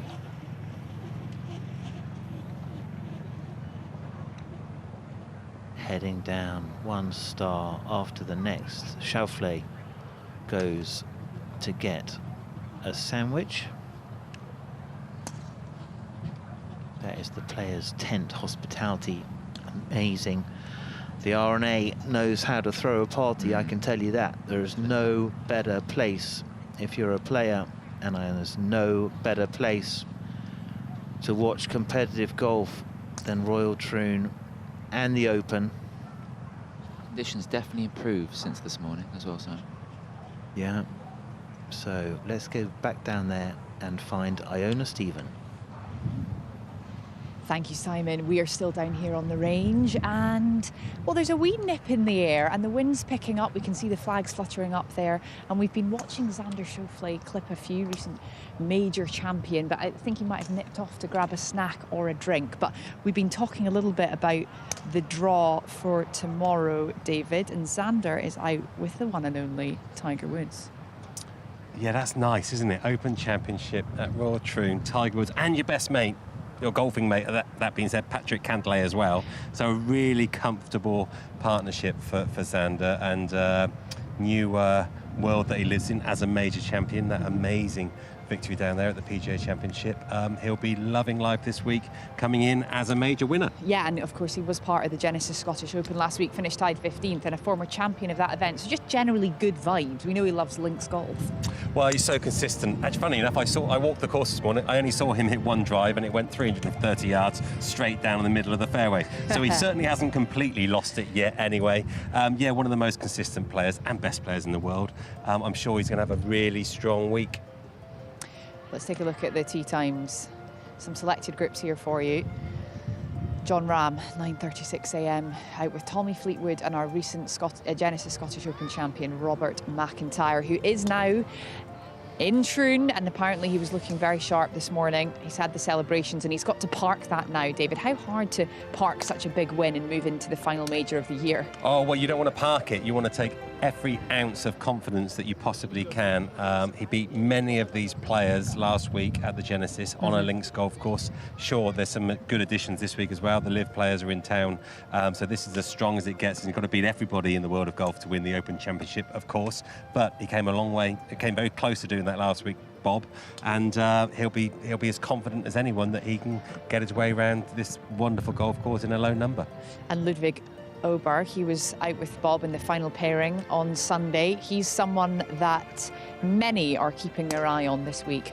Yeah, I quite fancy Ludvig, actually. As much as anything, strange way, Henrik Stenson, he was the master here last time, beating Phil Mickelson, 20 under par. Something about their styles, their stature, they're both Swedish, the way they swing the golf club, the way they strike the golf ball. Ludvig reminds me of the new Henrik. So he might be he is my tip for this week, because I can see him going forward. Debut at the Open Championship, of course, but Ben Curtis managed to do that down there at Royal St George's all those years ago. If anyone can do it, then Ludvig can on debut. So I quite fancy the big Swede. We saw Rory there just at the bottom of that first page as well. We were hearing from Rory just a few moments ago. What are your expectations from McIlroy coming into the week? Well, he had a good week last week. It was in good form there at Renaissance. Didn't quite manage to defend his championship, which he won in such fine style last year. But Rory's got, he still, I'm sure, somewhat of a hangover from that US Open. Well, it wasn't a failure, was it? That's the wrong terminology. He will have learnt a lot, though. He had the chance. First time in a long time that Rory had a real chance to win a major championship. He will have taken all the positives from that. And of course, there was a couple of lessons to learn, which he will have learned, which will stand him in good stead for the next time he gets a chance, a tilt at a major championship again. Remember when Rory didn't win at Augusta with a 4-shot lead all those years ago? The next major championship was the US Open. He learned all the lessons he needed and went on to win at Congressional. So you never know. Rory, I'm sure, could do it this week. We have some more selected tee times to take a look at just now. Wyndham Clark, another major champion, playing alongside Hideki Matsuyama and Brooks Koepka, a big hitter, loves to turn up in the majors. David? Yeah, absolutely. The major man, no doubt about that. So he'll be looking for a big week. Saw him swinging on the range earlier. Looks strong. He always looks strong, doesn't he, Brooks? Just a wonderful striker of the golf ball, which you need around Royal Troon. Coming into the back nine, into the wind, it's such a big back nine of golf. You really need to be able to strike it into these northern winds, or northwesterly, I should say, if you're going to win this championship. Yeah, we were having a little chat with Kieran Stevenson, the head pro here at Royal Troon, just a few moments ago about the wind, and we're seeing players really paying attention to the wind direction and learning as much as they can, because we don't know what's going to happen.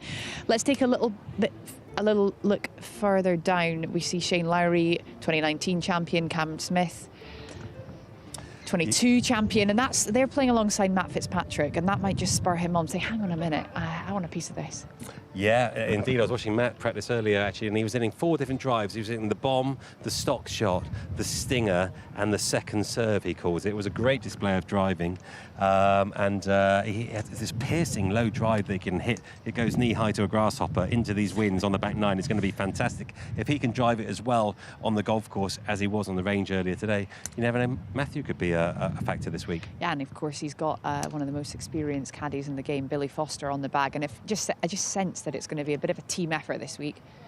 Yeah, well, listen, you can't win the Open on your own. You know that the caddies have got a big role to play. Yeah. And as we've seen on the range, everyone has got their own entourage, no doubt about that. That is the modern way on tour nowadays. And the caddies, of course, play a huge pivotal role, especially, it's not so much is it a 7-iron or a 6-iron, it is what's going on in your mind over those last few holes when you're trying to win that Claret Jug. We can see Tyrrell Hatton in his own bay here, doing some work with his club fitter, Adrian Rietveld, who is one of the most respected club fitters in the game, and so many of them are doing these tweaks, the fine-tuning. What do you think Tyrrell's working on right now, David? I've got no idea, but we could ask him. Why don't you go and see? Yeah, can we ask you what you're working? She asked me what asked me what you're working on. I said I've got no idea. Why don't we ask the man himself? What's your best guess? I'm working on your 4 irons, piercing 4 irons downwind. That doesn't even make any sense. What are you working on? I'm just trying some different options with the 3-iron.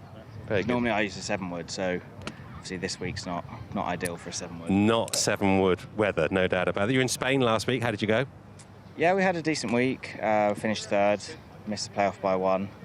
But that was my first time to Valderrama. You're kidding? No, there was yeah. Really? Now you're famed for a little bit of frustration at times. Valderrama, most frustrating golf course in the world. I mean, you obviously cope beautifully. Yeah, it was. I didn't feel like it was as bad as everyone made it out to be. So I get frustrated at even the easiest golf courses. So they all kind of blend into one in terms of frustration levels. But I enjoyed it. It was nice to just go there, to be honest. Obviously, such a historic European venue. So it was a fun week. Yeah, well played. And I say a different challenge this week. So what has changed in the bag? You're going to with 2-iron in. What's the difference in the setup this week? Yeah, it will just be the 3-iron going in instead of the 7-wood. So that will be the only change. So yeah, as I said, just trying a few different options at the moment and seeing which one works best, and we'll go with that. I'm not a great statistician. What's your best finish in an Open? It was actually here in 2016. I finished tied 5th. Very good. So you like this place? Allegedly. Well, listen, let's go a little bit better than tied 5th. Wish you the best of luck this week. Yeah, I'm sure you're going to do great. Thank you very much. Thanks for talking to us. No worries. Thank you, Tyrrell. Thank you, David. And in the meantime, we're going to get down and hear from the world number 1, Scottie Scheffler. I'm excited to be back over here this year. Excited for the week. I think the golf course is great. Should get some good wind this week. Looks like it should be pretty consistent. Some good breeze, which is, I think increases the challenge of this golf course, and it should be a fun week. Okay, first question, Dan. Rory was in here talking about how important he felt it was to play the Scottish Open, to get used to the conditions and the greens. You obviously didn't play. What went into that decision? I've done it the last couple of years, and I felt like it was more important for me to get over here to this golf course and prepare, getting used to the conditions of the grass, the bunkers over here. Okay, next question in front. Scottie, what do you feel like the process for learning links golf has been like for you? It's different for every player. I'm curious, like you've played in 4 or 5 now of these. What do you think it's been like? This is my 4th. And as far as the learning curve goes, I mean, I just feel like you have to be more creative here, and I love that part of it. I feel like when I do come over here, this is really kind of how golf was intended to be played. I feel like there's a lot more opportunity for shot making and being creative around the greens. And I can just see how, somebody who is either a bit older, maybe not as talented as some of us out here, like you take a 10 handicap, that only carries it 200 yards and they can run it up and have fun and not really lose many balls. But the golf course out here is still going to challenge players like myself. And so it really is fun to come over here and play. And I feel like just getting more creative. And I think the biggest adjustment was how much the ball spins off of the turf here. It spins a bit more than it does at home. And so when you're playing shots into the wind, it'll typically have much more of an effect on what the golf ball does than what we're used to. So getting used to a little bit of the heavy air and just a little bit spinnier turf. Okay, next question, microphone number 4. Scottie, obviously you've had huge success back home. Do you come here with different plans based on what you have learned from the 2 or 3 times you've been over here for the Open? Do you come here with different tactics of how you're going to try and break down the course and attack compared to when you're back home in more American-style conditions? Yeah, well, I mean, it'll definitely be different tactics out here, but like you said, that's why my preparation was a little bit different this year, focusing more on this golf course than last week. Getting over here, feeling a bit more rested. And yeah, as far as getting used to this place, the links golf is obviously a lot different than what we play at home. And so getting used to the firmness of the fairways, getting used to the different bunkering and the speed of the greens is obviously a bit different as well. And how big a factor is the driver going to be this week? Do you think you won't be taking as many drivers off the tee? Will there be 2 irons and stuff instead? It all depends on the wind. So like today we got downwind on a lot of the holes in the front 9, and you could hit some drivers if you wanted to, and you could definitely hit some irons if you want to as well. And a lot of it's going to be a little bit of a game time decision just based on the wind, but most of the back 9 I'm going to be hitting driver just because the holes are significantly longer and are supposed to be playing like slightly into the wind. And so being able to hit driver into the fairway, I think, will be a big advantage this week if you're getting the ball in play and driving it well. It's been a wet year so far this year, so the rough is thicker than it has been in years past. So it's a bit more of a penalty. Okay, next question, back right. Hi, Scottie. The consensus is that the front 9 is the easier 9, but obviously you've got this postage stamp hole, which I think you're familiar with now, like 120 yards, and you've got this longest hole. So you've got the shortest and longest holes in the Open. Could you just talk us through those holes? I know you haven't played it in competition, but how do you see them? Yeah. Well, you got number 6, the long par 5, and I think it's a really good hole because, especially when you get it slightly downwind, you can get to the green in 2. Still, just with how firm the grass is. If you carry the ball, let's say 300 yards in the air and it's a little bit downwind, it's going to roll out on this turf, at least 30 yards unless it lands into an upslope. And so you'll be able to get there in 2. And so I like that it has opportunity on that hole. And then I think number 8's great. You know, the postage stamp. I get frustrated sometimes when the solution to distance is just making holes further and further, and then it only just encourages guys to try to hit the ball further and further and not worry as much about controlling your ball. And number 8 is a good little way to kind of almost step back in time and, you know, control your ball a bit more. And you don't have to make a par 3 230 yards to make it a great hole. It can be 120 yards. You know, I think of holes like 12 at Augusta and 17 at Sawgrass. I mean, the best par 3s in the world are short par 3s. They're not overly long par 3s, and because it leaves opportunity for you to hit a great shot. And if I don't hit the green on number 8, it's most likely going to be a bogey unless you're in the front of the green. I mean, if you miss it in the right bunker or the left bunker, I mean, if you hit in the left bunker, you're going to be glad to be making a bogey because it's probably going to plug and you're going to be getting up and down for your bogey. So I think great little short holes like that are fun. I think it's an underrated skill for guys nowadays to be able to control your ball, and I think it's something that we need to continue to encourage in our game, not just building golf courses longer and longer. I mean, you can make a short hole with a small green, and it's pretty dang tough.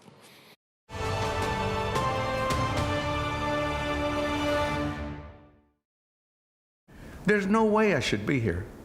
I should be dead or in prison. I mean, how else would you gauge this? And a guy comes off of a cotton farm, you know, to become one of golf greats?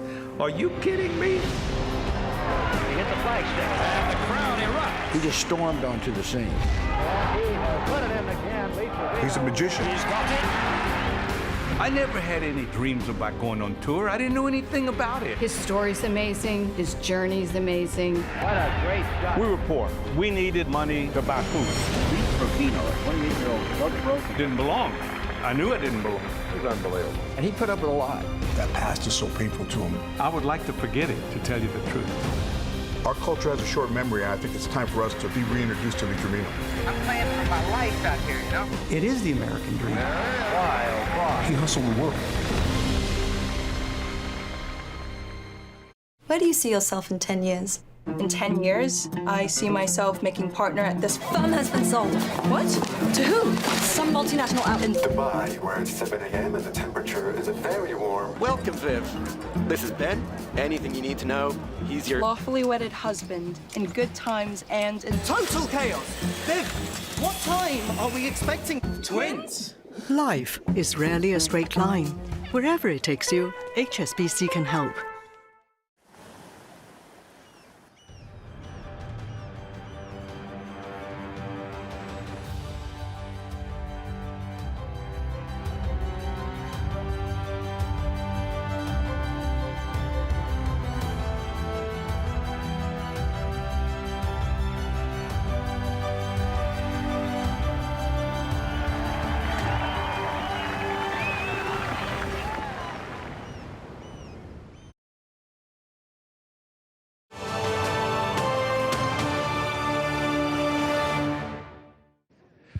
All right, I know we just did a piece from the 17th tee, but I just can't get enough of this hole. Look at the size of this bunker. Ewan Ferguson's gone missing.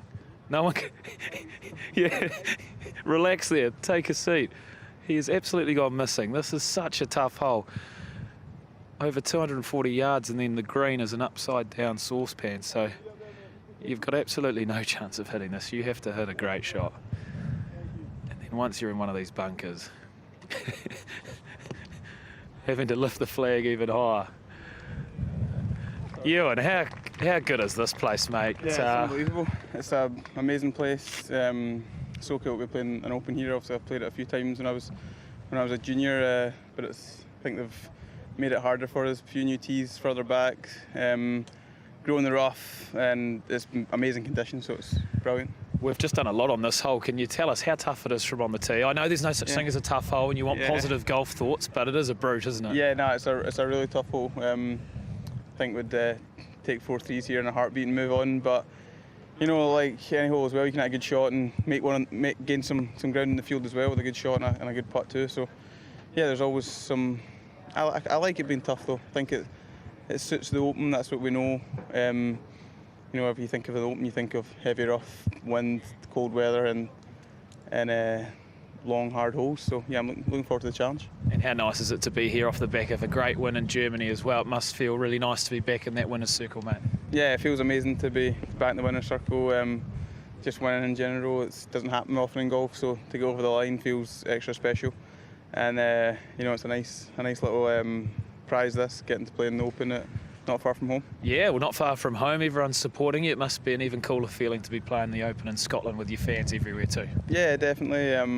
It's nice hearing a few "Come on, Yubo" chants, and just it's nice playing in front of your own people.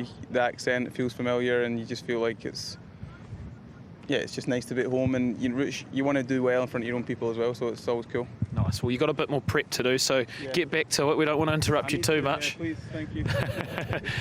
Let's go see his playing partners here as well. A couple of very chirpy South Africans.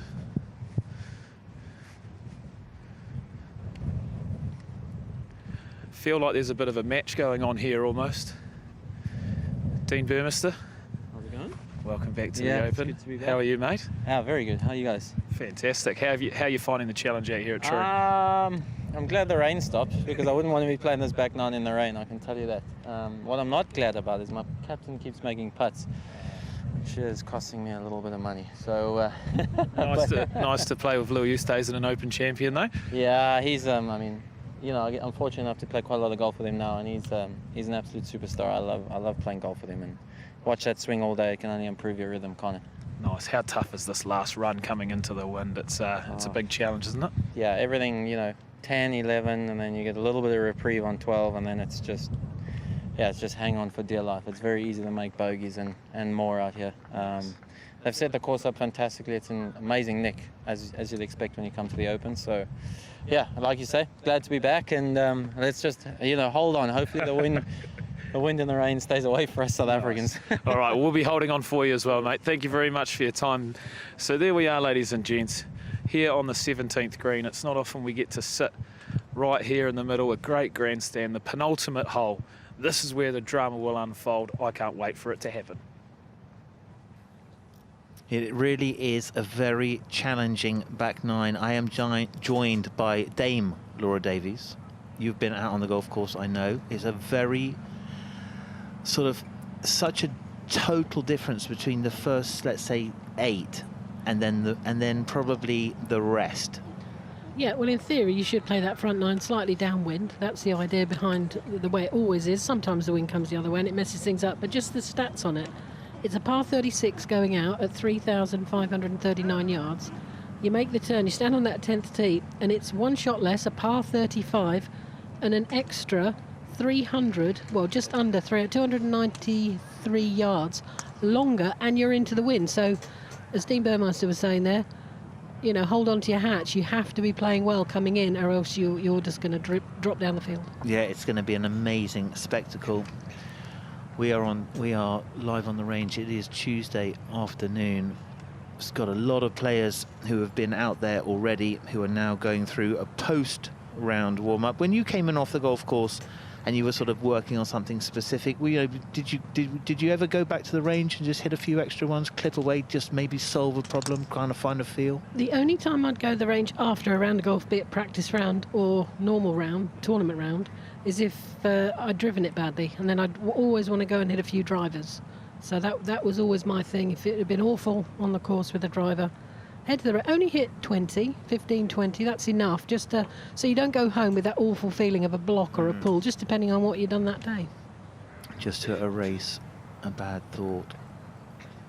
And what about green reading? I mean, walking around the courses here, we're used to seeing beautiful, like, let's say, Masters green grass. That's kind of like the image that most people have in their minds of what a golf course at a tournament looks like. And you come out here, did you find the different colours and everything difficult to gauge? Were you good at reading these types of greens? I think the thing with the links greens is there's never as much break in them as normal courses, because they are flatter by nature. The fact they have a lot of them, just were formed by nature.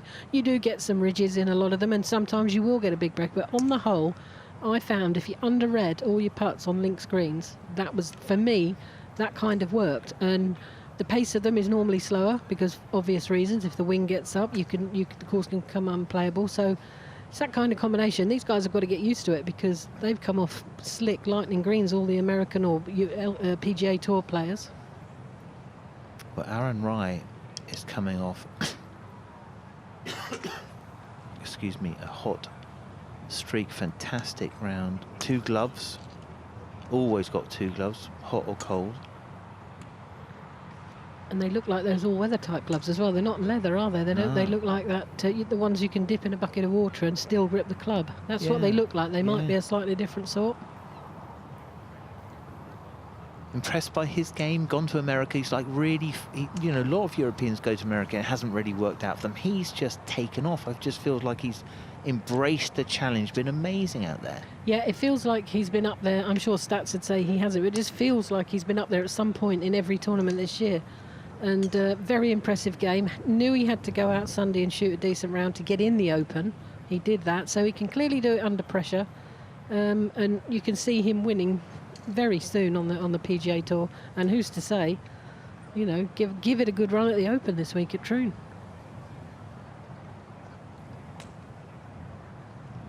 Got a long hold of the finish. Always like really holds and poses that finish. Probably a good key for amateur players who never get to the finish. Yeah, exactly. We used to do that years ago because in the junior days, I'm going back 40 years, because the old selectors would be in the bar having a gin and tonic with the binoculars. So hold your swing and they think, oh, she said another good one there. And they'll have another drink and then they'll think about who they're putting in the team. Yeah, that's a great tip for all the young juniors out there. There you have it from the great dame herself.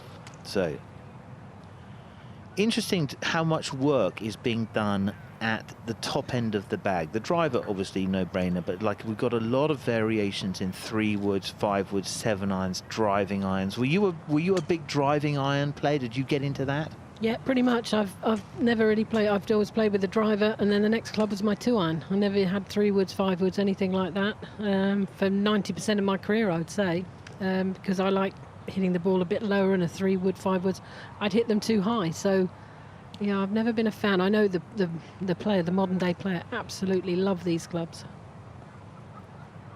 Well, launch is everything now, isn't it? So here we go. Aaron Rai, that long hold, that right side. Look how he's pushed that whole right side way forward there. Lots of time in the gym. A real sort of range junkie. You know, the range junkies have been sort of like Vijay Singh, always on the driving range. Alex Noren, always on the driving range. Aaron Rai, always on the driving range. Dame Laura Davis, never on the driving range. No, it's a myth. That's an urban myth. I was out there. When I needed to be, I was out there. I will tell you that much. But I think most of these guys, these youngsters especially, probably think, if I'm not putting the time in, I'm not trying hard enough. Now, whether if they cut back a bit, it would help them. But I think they don't feel. I think they feel like they're not giving it 100% if they're not matching these other fellas for practice time.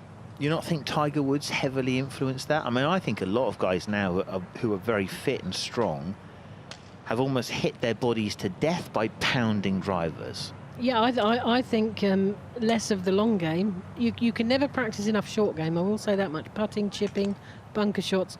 That's the real field stuff. The long game, if you're a good top touring professional, that should be ground into your swing already.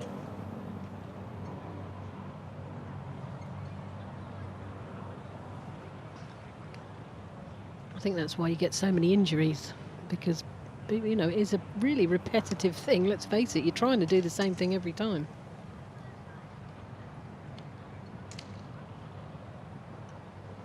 The long pause from Aaron Rai, pounded down the middle.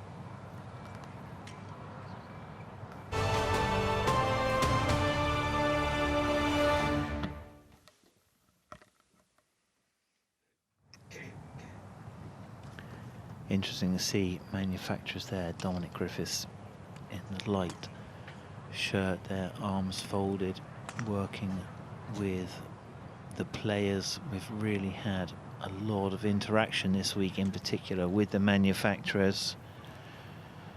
Please send us all your thoughts That's to @theopenrange. If you've got a question about something you've seen or you want us to sort of ask a player something, we will try to answer that question for you. So it's very much your show. The RNA host it for all of us, and there's no experience like being here. So you won't be able to be here this year because it's sold out, but next year take a scan of that QR code, enter yourself into the ballot and make a plan to join us in Royal Portrush for the 153rd edition of the Open Championship.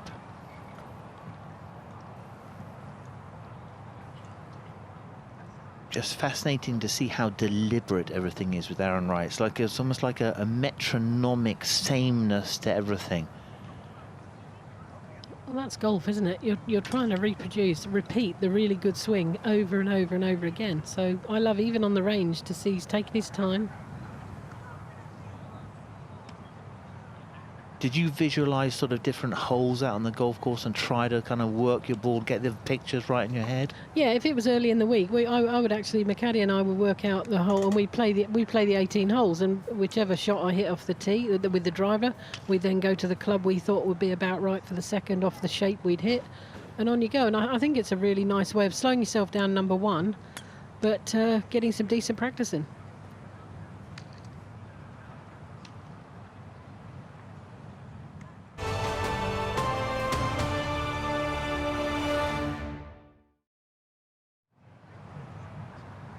No, it's fascinating. All sorts of champions have assembled here to try to add their name to the Claret Jug. Xander Schauffele, who has won a major this year, was giving some thoughts in his press conference. Let's hear from him now. I really enjoy playing links golf and all the challenges that come with it. So it's always fun for me to come here and play golf. Your 7th Open appearance, tied second 2018 at Carnoustie. What lessons do you think you've learned over the years coming into this week?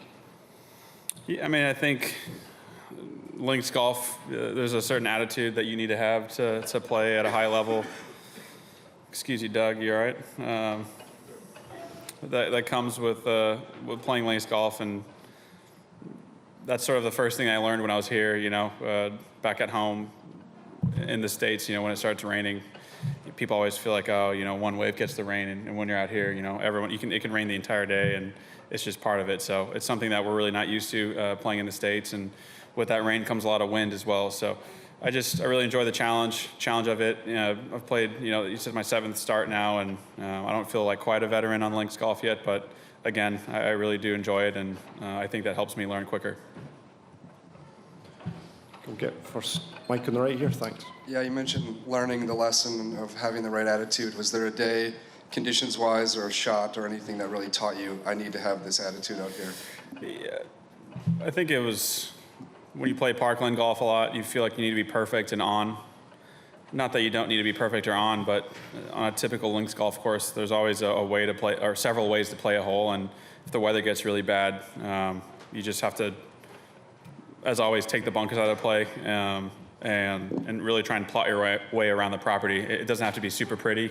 You don't have to hit the center of the face, all the time. When it's 50 degrees and raining, center contact doesn't even feel like it anyway. So just kind of place the ball around the property and really just try to get it in the hole in as few shots as possible. Doug, what have you learned about this place in the few days you've been here? I've played 9 holes, or I've played 18 holes now.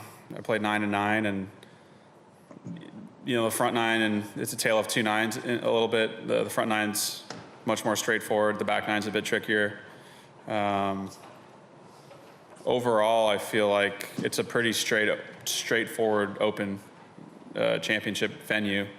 It's pretty fair and pretty straightforward. So I'm gonna have to, I'm playing the back 9 again. There's a few tee shots there that are a little uncomfortable. So wanted to see that side again. But overall, I mean, I think it's a really fair test of golf, and if it's really windy, it'll be really fun, and if the wind lays down, then I think that's how you saw some low scores back then in 16. And then I'm trying to get a sense of what do you think the mood is like of players now when we get to the last major of the year compared with late March, April, when the major championship season is in front of you in terms of optimism or whatever, and how much difference does it make when you've already got one? Makes me feel a lot better that I have one now. Everyone's just trying to put themselves in a position to win, and you try and get yourself in the right headspace, and everyone's pushing. For us on the PGA Tour, it's our playoffs are right around the corner. On the European Tour, there's still a lot more golf to be played until their playoffs and finals. So for us, it's nearing the home stretch here. So there's a lot of people that are super focused and trying to tune their game in to the best of their ability. Just go Daniel next. Rory's caddy, Harry Diamond, gets a lot of flack. You're another guy who has someone that you grew up with or a friend on the bag. Is that ever tough, being the friend and a boss? Can be.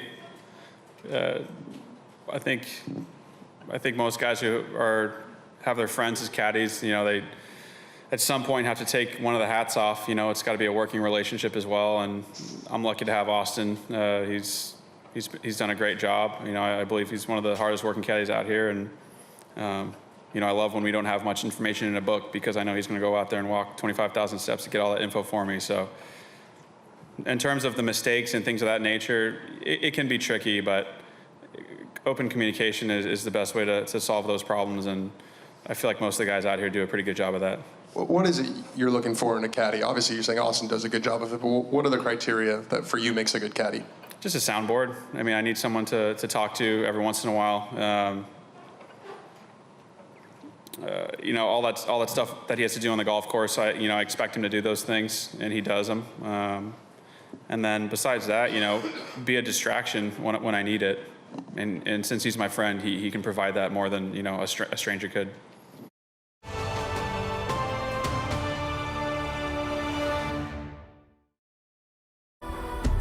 On the tee. She's staring this one down, and for good reason. Look at this. Just delightfully done. She's on top of the world.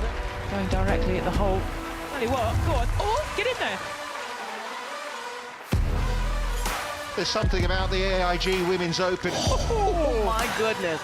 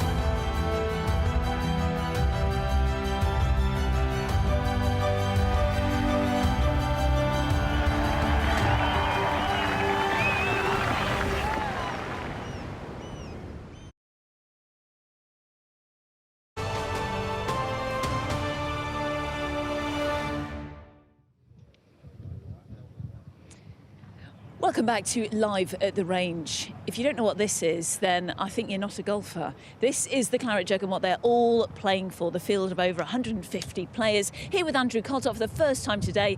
Andrew, we're not allowed to touch it, are we? You got close, sort of, closer than anyone else this side. Fourth last group on a Sunday, but that was about as close as I got. Slightly tumbled down the leaderboard after that. But seriously, no, the names on here, incredible, steeped in history. Is there a name that pings out to you? Obviously, we could wax lyrical about Henrik Stenson 8 years ago here. I mean that win against you know, Mickelson was just incredible. How the pair of them really just sort of took this golf course to pieces. Of course, Troon, that can happen to Troon if conditions are benign. But you know, from my point of view, and just the age and stage that I was growing up, the great Severiano Ballesteros. Yeah. Got his name on there. I think it's on there 3 times. I'm just trying to spot Troon for our cameraman. You can see here Bobby Locke, 1950 at Troon. And Kev, if you follow me round, we can go a little bit further down. Tom Watson in 1982 at Troon. And can we go all the way round here, Kev? He's very athletic. He can get quite low. And Andrew, you have found... There's Stenson. Yeah. There, Henrik Stenson. You see, 2016, finishing at 20 under par. It's not an easy score to get. Goodness me, no. I mean, that is incredible, almost unbelievable around a place like this. You know, if the wind blows, you know, 2 completely different 9 holes and one, you know, almost 10 times harder. For instance, if it's helping on the way out, David Hill's been talking about that. It's like turning into hell on the way back. It's just so long and so brutal. And you know, you just have you have such a long final nine holes just trying to finish your day. Well, that's what all the players are saying. If they, you know, the 9 that they're going to practice over and over again, if they can, to get as much game time on the back 9, it's absolutely brutal. It's such a test of golf. Yeah, that's where anybody's going to lose it. Is not so much on what they make in the front 9, but the trouble they avoid. Or that's the winner's going to make that with the trouble they avoid on the back 9. But anybody that falls foul of that, they'll lose their open. Now, between us, I think, if we're framed up correctly, which I'm sure we are, is Matteo Manassero, who won earlier in the season. It's a great story, isn't it, Matteo, coming back to fruition? Yeah, it's an incredible story. You know, I mean, he was boy wonder. He was 16 years old when he won the amateur championship. He was 16 years old when he made the cut in the Masters. He also won the silver medal at I think it was Turnberry, just down the coast way back then, as well. Eventually won the BMW PGA Championship in 2013. Yeah. I mean, an absolute superstar, and still is a great kid. But then, of course, the game just disappeared. It's horrible. You hear it so many times, again and again, just trying to search for something, trying to find something. But brilliant when he comes back and wins on tour. I mean, that's a huge story in itself. Yeah, and not everybody can. It's an incredible mountain to be able to climb back up again, having lost it all before. So he did that, as you said, down in South Africa. I think it was at Glendower, almost in the dark, and since then, he's just continued some, just some tremendous quality golf. Great. So looking very dapper. We're looking at outfits. He's working with a pretty good coach, though. Quick chat. Oh yeah. He's working with a pretty good coach. I can't remember his name. He played. You know, he was on tour sort of bit. Come on, should we bring him in? I'm going to go this side of you, Matteo. How are you? I'm good, very good. Yeah, it's great to be here. Oh, wonderful. I mean, this is your sort of second Open in a 7-year period. Wonderful to have you back. We were talking about your win in South Africa early on in the year, and recent results have been super impressive. So we're all smiles here on the range. At Troon, I can't remember, have you played here before at Troon? You played 2016. I thought this was my last Open, but then maybe I lost track of time. I don't know. We're going to check it. We're going to check it. What do you make of it? Have you been out for the last couple of days? I've been out today. Obviously, I played last week, so yesterday I kind of took it easy. But I played today, and just as I remember it, brutal back 9. We were just talking about that, weren't we, Andrew? Oh, it sure is. I mean, there's no other golf course, I think, on the Open Road like that. So dramatic. Each nine. I got to ask you a question. It is great, as Di said, seeing you back playing well again. You're absolutely striping it. It was a really, really difficult time. What is the biggest lesson you've learned during that period? It's a psychological question. It's a deep one. You can get into philosophy. Here, but no, I mean, I've improved my perspective towards the game massively. I would say the easiest thing I can tell you is that I've gone far away from focusing on results and much more into things I can control. I would say that's the main thing I learned, and what I'm kind of on a daily basis try to keep the focus on, just process and all the things we can control, because result is not really something we can control. Not everybody can come back Matteo. You managed to come by. That should give you a tremendous amount of confidence. Absolutely brilliant. I'm looking at your results in previous Opens. So the last one was Royal Troon here. Unfortunately, you missed the cut. You're not going to do it this week. But we'll talk about some of the key holes. The Postage stamp. I mean, just one of the most iconic holes in golf. How do you feel as a golfer when you step on these holes? The Postage stamp is fascinating. It really is. I think it's beautiful. It's tough. One of those holes, and there's not many in the world, I would say, that because of all the talking and because of everything that is said about that hole, you get there and you feel something extra about it. Like you actually make it tougher than what it actually is sometimes, because I mean the middle of the green can be I don't know, a 50 degrees wedge or a wedge, and you're always hitting to the middle of the green, obviously, or anyway like 12 on or something like this, not more than that. And if it's not as windy as today, then it should actually... Yeah, we're just having a quick look at the flyover of the hole. Yeah, it should be an affordable target, but then you get there and it's the Postage stamp, there's a lot of talking, and you feel that extra little pressure, and that's, I think it's something that only places like this, or maybe the 12th of Augusta, can give you that sort of vibe, I think. I think the interesting thing there with the stand all round about it is you've got to be so aware of what the wind is doing before you step on that tee, because you're going to be sheltered in a way. Sure, the flag will tell you, but you won't necessarily feel how strong it is. And probably it's going to blow from the stand if you know, the wind is changing. So today we played it in from the right, and it was about at least 20 yards of wind, so it was a solid wedge to the front of the green. But yeah, you kind of, those middle bunkers, you wanna pitch just short of them, and possibly, you know, if you miss the shot, just bounce and get in the bunkers, because I tried some shots from the left bunker and very rarely you can hit it to the green. So it's that tough. It's take three and run. What have you adapted anything coming here to the links from what you've done earlier on in the season with the higher ball flight and things like that? Do you need to do anything different here? I personally try to find the ground a little bit more. What does that mean?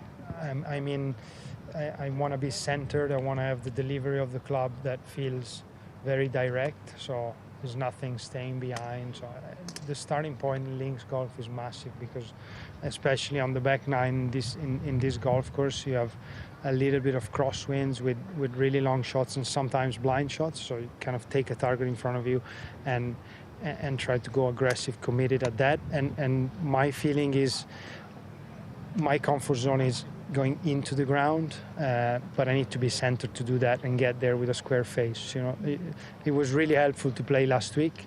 You can try to get into the habit of playing a links, but there's nothing like playing in it. You know, that already instinctively makes me find the ground, lower ball flight, maybe not hit it as hard, you know, try to keep the spin down. Yeah, so all those things that we heard about, but then you need to put them in play in very difficult circumstances. So yeah, it just needs golf play. Yeah, we've spoken so much over the last few days about creativity, imagination, adaptability, and really you don't know what you're going to get until you get out there. We're having lots of questions in on social media, actually. Hashtag the open range. Let us know any questions. One here for you, Matteo, from Deborah, who wants to know, when did the trust come back with your swing?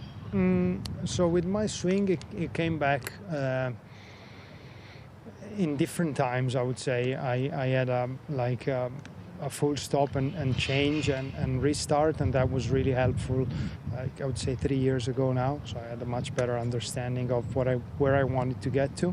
But then the trust comes from playing. It comes from playing well, and then the first step is playing well in a nice environment, easy environment, and then the step after is playing well when you're trying to make the cut, or the next step is trying, play well when you're in a Sunday contending, and that takes time. I guess I'm actually surprised sometimes of how quick I've done it in the last year and a half, but when things turn around, you need to believe in yourself also at times. It's not always, you cannot always see proof, because golf doesn't always give you the chance to see proof. You have to believe it. You have to believe that you're good, that you're playing well, you're doing the right things. So, and then kind of then golf gives you the option to grow that confidence and start playing well. Yeah, it's staying on your path, isn't it, and not letting anyone interfere. You've got a great team with you. Remind us who your coach is. Yeah, Soren Hansen is my coach. Yes, you alluded to, you wanted him in the interview, didn't you, Andrew? Could we go over and say hello to him? Oh, he's not happy. Why? I don't know. You can try. Oh, yeah.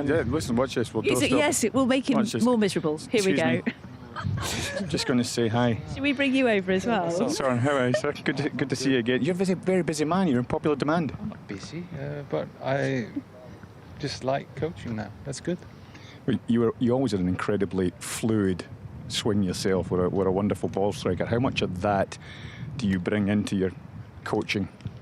Well, obviously rhythm is a big part of a golf swing.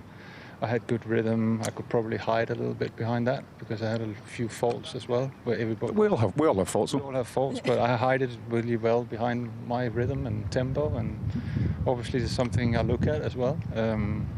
I think you gotta have a few key positions to be in, but I think the rhythm and the tempo of the swing, if that's good and you're a strong player, like physically, and I mean, you can match up anything really. Great question we always have when we come to like a major championship. What really can a coach do that week of a major with the person that they're working with? Well, I think once you're here, you shouldn't really work on too much. I think it's about seeing the course, and that's it really. Is he not doing much? Is he just hanging out? No, he's doing stuff. He's doing stuff. He's understating what he's doing. I actually agree with what he's saying. I mean, the job has been done before, and there's only as much as you can do here. There's a lot of preparing. There's a lot going on in majors. A lot of energy is lost, in many different things. So. Great, so thank you, Matteo, and thank you, Soren. We're getting loads of tweets saying, great to see you on screen. So we're glad that you made the interview. We have. Thank you. Good luck this week. Back to our comms. Thanks, Jess. Leave it back to you all. Thanks so much. Great to see you back playing well again. Take care. What a great moment that was. That is the whole thing of live on the range. I love those kind of little interventions there. You catch Matteo Manassero, was like a baby genius, wasn't he? And then he kind of lost his way, kind of maybe chased a bit of speed. Now he's come back again with the help of a Soren Hansen. That's a great story. Yes, it is indeed. It's hard. Once you reach the lows in this game, so difficult to get it back. And as he said, he's surprised how quickly he's felt comfortable in contention, because you can go so low that you just don't ever believe you'll be able to play under pressure again. And he's mastered it with the help of his lovely coach. Yeah, no, great partnership. Soren Hansen is an absolutely top dog. I always thought he just played a little bit. I don't think he believed how good he was. He was amazing. Like, we all looked at it and thought, you know what? This is a major champions game here. So there they are, great couple. The fact he didn't want to get on camera, did he really? He shied away initially, and then he was hijacked by Andrew. And it's nice. Yeah, absolutely. Yeah. No, he's a really lovely guy. Coaches both of the Højgaards. And nice, we saw Peter Hansen. He was a great player in kind of the similar area, maybe a tiny bit younger than Soren Hansen. Peter Hansen coaching Ludvig Aberg. So, yeah, I've seen a lot of golf shots. It's amazing, isn't it? I used to coach Soren Hansen. So a bit of you is being passed on. Well, no, probably will be, though, because that's how you learn, don't you? You learn from your coaches or your parents. Sometimes some of these players start like... Justin Thomas, his father was his long-time coach, wasn't he? And it gets passed through, and then I'm sure some of the stuff you taught him is now going into Matteo. It's lovely. Yeah, it's great. I love it. Anyway, here we go. Ryan Fox. What a victory he had. An unlikely victory, just only because Wentworth West is so fiddly, right? He was amazing. Well, I think the West course that went with, you have to hit it flat out, and because it's such a long course. Again, we talk about the back nine here. The back nine there is, I know there's some par fives on that back nine, 3 of them in fact, but he just gets after it and he never backed down, and that's why he won. And it was great fun to watch, wasn't it? Yeah, the contests around those golf courses. I think that's probably Wentworth West is another like really amazing stadium, and because it's there so much, with the spectators know it so well. It comes with its own history. Probably one of the most spectacular places. You know, the 3 fantastic golf courses and facilities at Wentworth. You know, you just have to say Wentworth. It's like Coke. It's, you know, you get it. It's Wentworth. Know immediately. Yeah, it is. No, it is someplace. Love it. It's got its own really amazing quality standards. It's always setting and pushing a new standard. So I like that. Here we go. Look at that. That's a great part of being at the Open. Look at that. Dame Laura Davis, is your name on there? Definitely not. I'm not going to ask for anything. I think at this age they wouldn't have a clue. But anyway, she looks like a champion. She looks like a miniature Charlie Hull to me. I reckon she might have a future in the game. I like that. No, I can tell you, I walked around with Dame Laura Davis. It took us half an hour to do 100 yards. She was inundated with requests. Ryan Fox, it's kind of like a punch swing, isn't it? It's not a rhythmical swing. It's not like an Oosthuizen. It's like soft in there. This is like a 1-inch punch. He's like a street fighter, isn't he? Yeah. He's out there. Great. He's ready for the battle.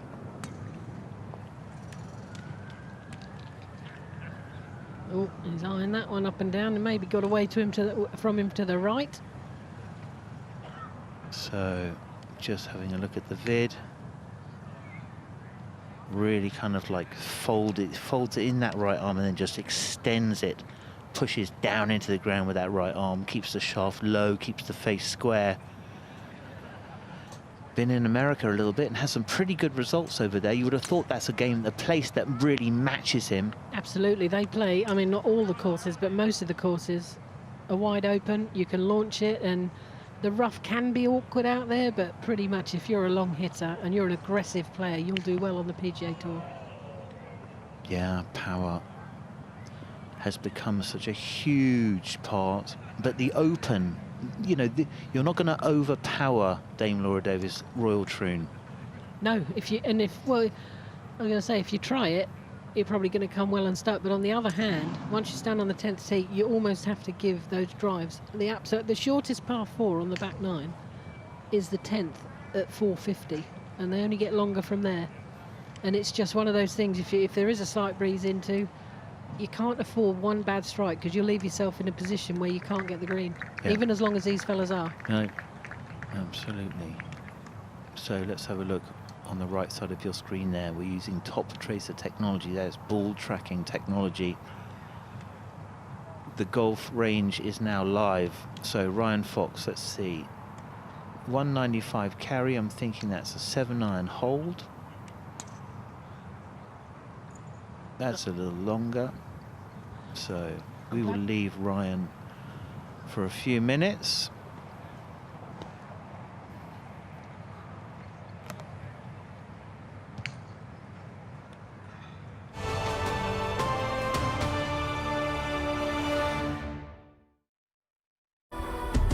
On the tee. She's staring this one down, and for good reason. Look at this. Just delightfully done. She's on top of the world. Going directly at the hole. Bloody what? Go on. Oh, get in there. There's something about the AIG Women's Open. Oh, my goodness.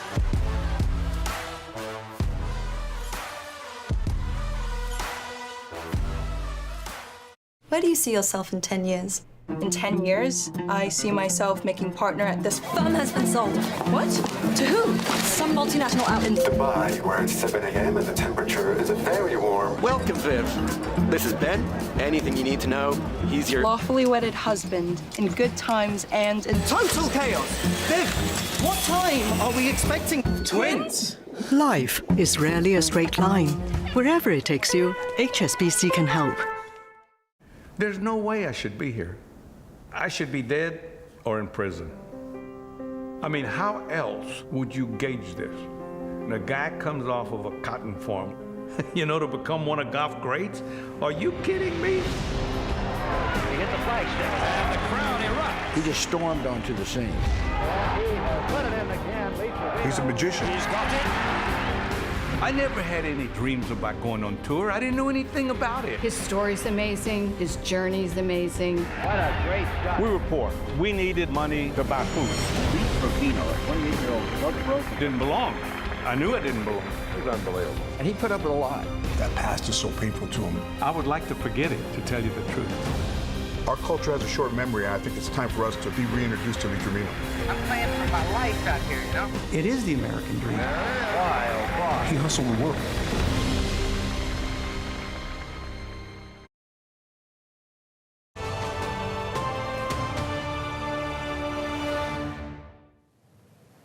Hello and welcome back. We are behind the scenes and we've snuck our way back to the old clubhouse. This is actually a little hidden gem which a lot of the players don't know about. Another putting green on the way to the first tee.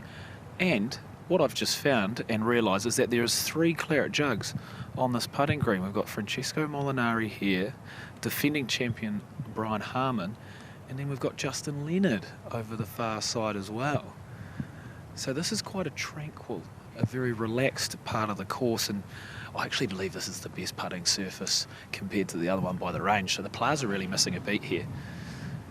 But as we go around, I've sort of just realised I've seen a few fans here and they have done a serious job, and I'm trying to work out how on earth they've got back here. I'm gonna doorstop them. Excuse me, boys. Do you have a pass or anything? How are you getting back here? Don't know honestly. It's a charm, it's the good looks and the charm, that's what we do. That's what they say. Looks like you boys have got a fair amount of signatures. Yeah. Can you run us through how you've managed to get all these? Again, just the good looks and the charm. We just shouting over to the players and asking if we can get some signatures, and they were dead keen for it. So, is it the accent that maybe gets you over the line? The Scottish accent does it. Yeah. Yep. Mate, who's your favourite? What's your top of the picks here? I'd probably say we've got Rory there, and then Rambo in red. Nice. And then got DeChambeau up there. Oh, so nice. they're probably my top 3. Fantastic. And anything else that we need to know about? What else have you managed to find? Well, we were out with Shane Lowry's dad. And at the pub? At the pub, yeah. Brendan, no surprises there, eh? Oh, no surprises, Mr. Lowry. Yeah, he was a lovely man, and just got chatting, and he took into Kai, didn't he? And just got his 2024 Masters cards. What do you mean? For getting into the... Well, hold that for me, I'll get it out. What do you mean his Masters card? Masters card. For getting into the clubhouse. You're joking me. Hold on. What have we got here? I was going to get him to sign it, but he'll probably take it back off me, so... Hey, Shane, if you're wondering where that is... I've got your card, mate. There you go. That is absolutely brilliant. Oh, well done, boys. And when you look right behind you, you've got Brian Harman, our defending champ, right here, and it's all working out. But Brian, how are you, mate? Just wanted to say hi to the defending champ. How's your week been, mate? Welcome back. Yeah, appreciate it. Yeah. Nice to be back. How's the year as well? A big old year as champion golfer of the year. Yeah, I've played some pretty good golf. Had a good chance at the players. Game's in good shape. Just ready to get started. Yeah. How does it feel to be back on the links? Obviously, you'd played amazingly well at Royal Liverpool. It must feel good to be back and get those vibes again. Yeah, I love this golf over here. It's a pleasure to come over here. I feel like it's probably the hardest, fairest golf that we get to play. So I'm excited to get going, and the course is in fantastic shape. I was just looking over, watching your putter. That seemed to be running hot last year, and that's what really got your Claret Jug locked away, wasn't it? How's it looking this week? Yeah, it's been kind of a little bit of a struggle this year. I've been striking it so well and haven't been making the same putts, but sometimes when you put more pressure on your putter like that, it seems like you're not putting well. But just waiting for the week to, the right week to putt well. Hopefully it's this one. Thursday can't come soon enough, can it? All right, thanks, man. All right, good to see you again. Well done on the year. Appreciate that. Yeah. Have you got an order? Have you done? Yeah, you might as well sign that, mate. You guys are in that good a form. You're the last person we need. Oh, the last person we need. Well, look at that. The good looks and charm, they've got it all, and now we've helped them with a signature. So we'll pass back to you guys. Cheers. Ah, George gets everywhere, doesn't he? He How gets about where that? water can't get. Oh, that's right. But you know what? Look at that. Champion golfer of the year, taking the time to make 2 fans very happy guys. They've done well, those 2 boys, haven't they? They go all over the place. They've got. You know what? It's all effort, isn't it? What they need is a 2025 Masters Clubhouse pass, and then they're cooking. They can go wandering in. That's going to be hard. But you know what? Shane Lowry, like, what a thing to do, right? Like, that's that's the love of the game, and I think the pros, he doesn't have to do that. He'll take every single one of those guys, Brian Harman. He respects the game. The game's bigger than everybody. Yeah, absolutely. No question about it. And I'm sure he's had the absolute time of his life travelling the world with that trophy this year. All his sponsors, everyone would want to have a look at it, have a drink out of it maybe even. Forged by nature, won by champions. Powerful statement. Yep. Now,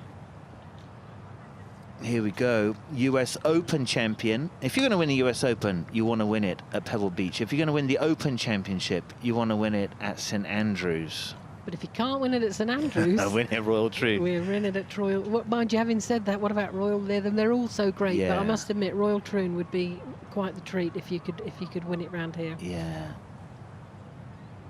He has had some major health issues, so it is a great pleasure to see him back with a golf club in his hands. He's had some good weeks this year, hasn't he? He's been up there a few times. Not the consistency yet that he'll be hoping for. Yeah, it's an interesting swing, isn't it? You just feel like that kind of really like rubbery wrist movement that he's got, kind of like a little bit of Rahm wrists. Just maybe it throws in a timing element. So we'll leave him for a few minutes.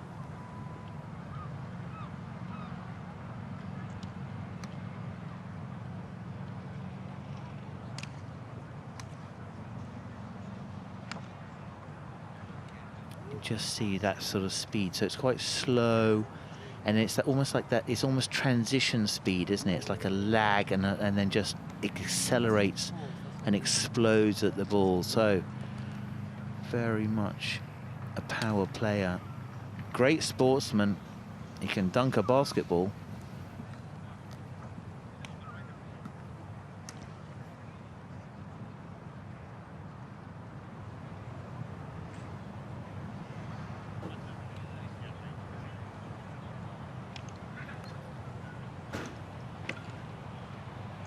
So with a 3-wood, just clipping away a few. 173, just to let you know, is kind of PGA Tour average ball speed. That's with a driver. So Gary Woodland puts himself into that top echelon. Very stable. Good footwork. Footwork's so important, Laura Davies. Not coached enough, not focused enough balance. Yeah, ask Scottie Scheffler about that, though. Yes, Scheffler certainly. Spieth, Scheffler, very, very extreme, and it sort of like really gets to the left side and the lateral movement. So Woodland, brilliant ball striker. Not an amazing wedge player, interestingly enough, I would say. So, but certainly. Any reason for that? I just think maybe the sort of where the speed is and where it's so wristy, you know, you're creating a lot of angle, and then with a wedge you don't have much time to get kind of rid of that angle. So you often see a lot of power players, not amazing wedge players. Like if you think of Stricker, amazing wedge player, nearly no wrists. Tiger's gone through all sorts of different types of movements, but he's a great wedge player. Dustin Johnson learnt to be a great wedge player, but for me, Woodland, it's very, very steep, very, very late, too long, and that lends itself to sort of maybe a little bit inconsistent strike, a little bit inconsistent launch and spin, and therefore carry. But this looks amazing. Look at that, hands-on. See a lot of funny-looking grips nowadays. You never used to see that. You've got an amazing grip. Was that natural to you? Were you coached that? No, I just grabbed hold of the club and never had a coach, so I just grabbed hold of the club and started swinging it. Talent. That is what you call talent. Like Woodland, very instinctive. Looks like he was born with that club in his hands, just boom.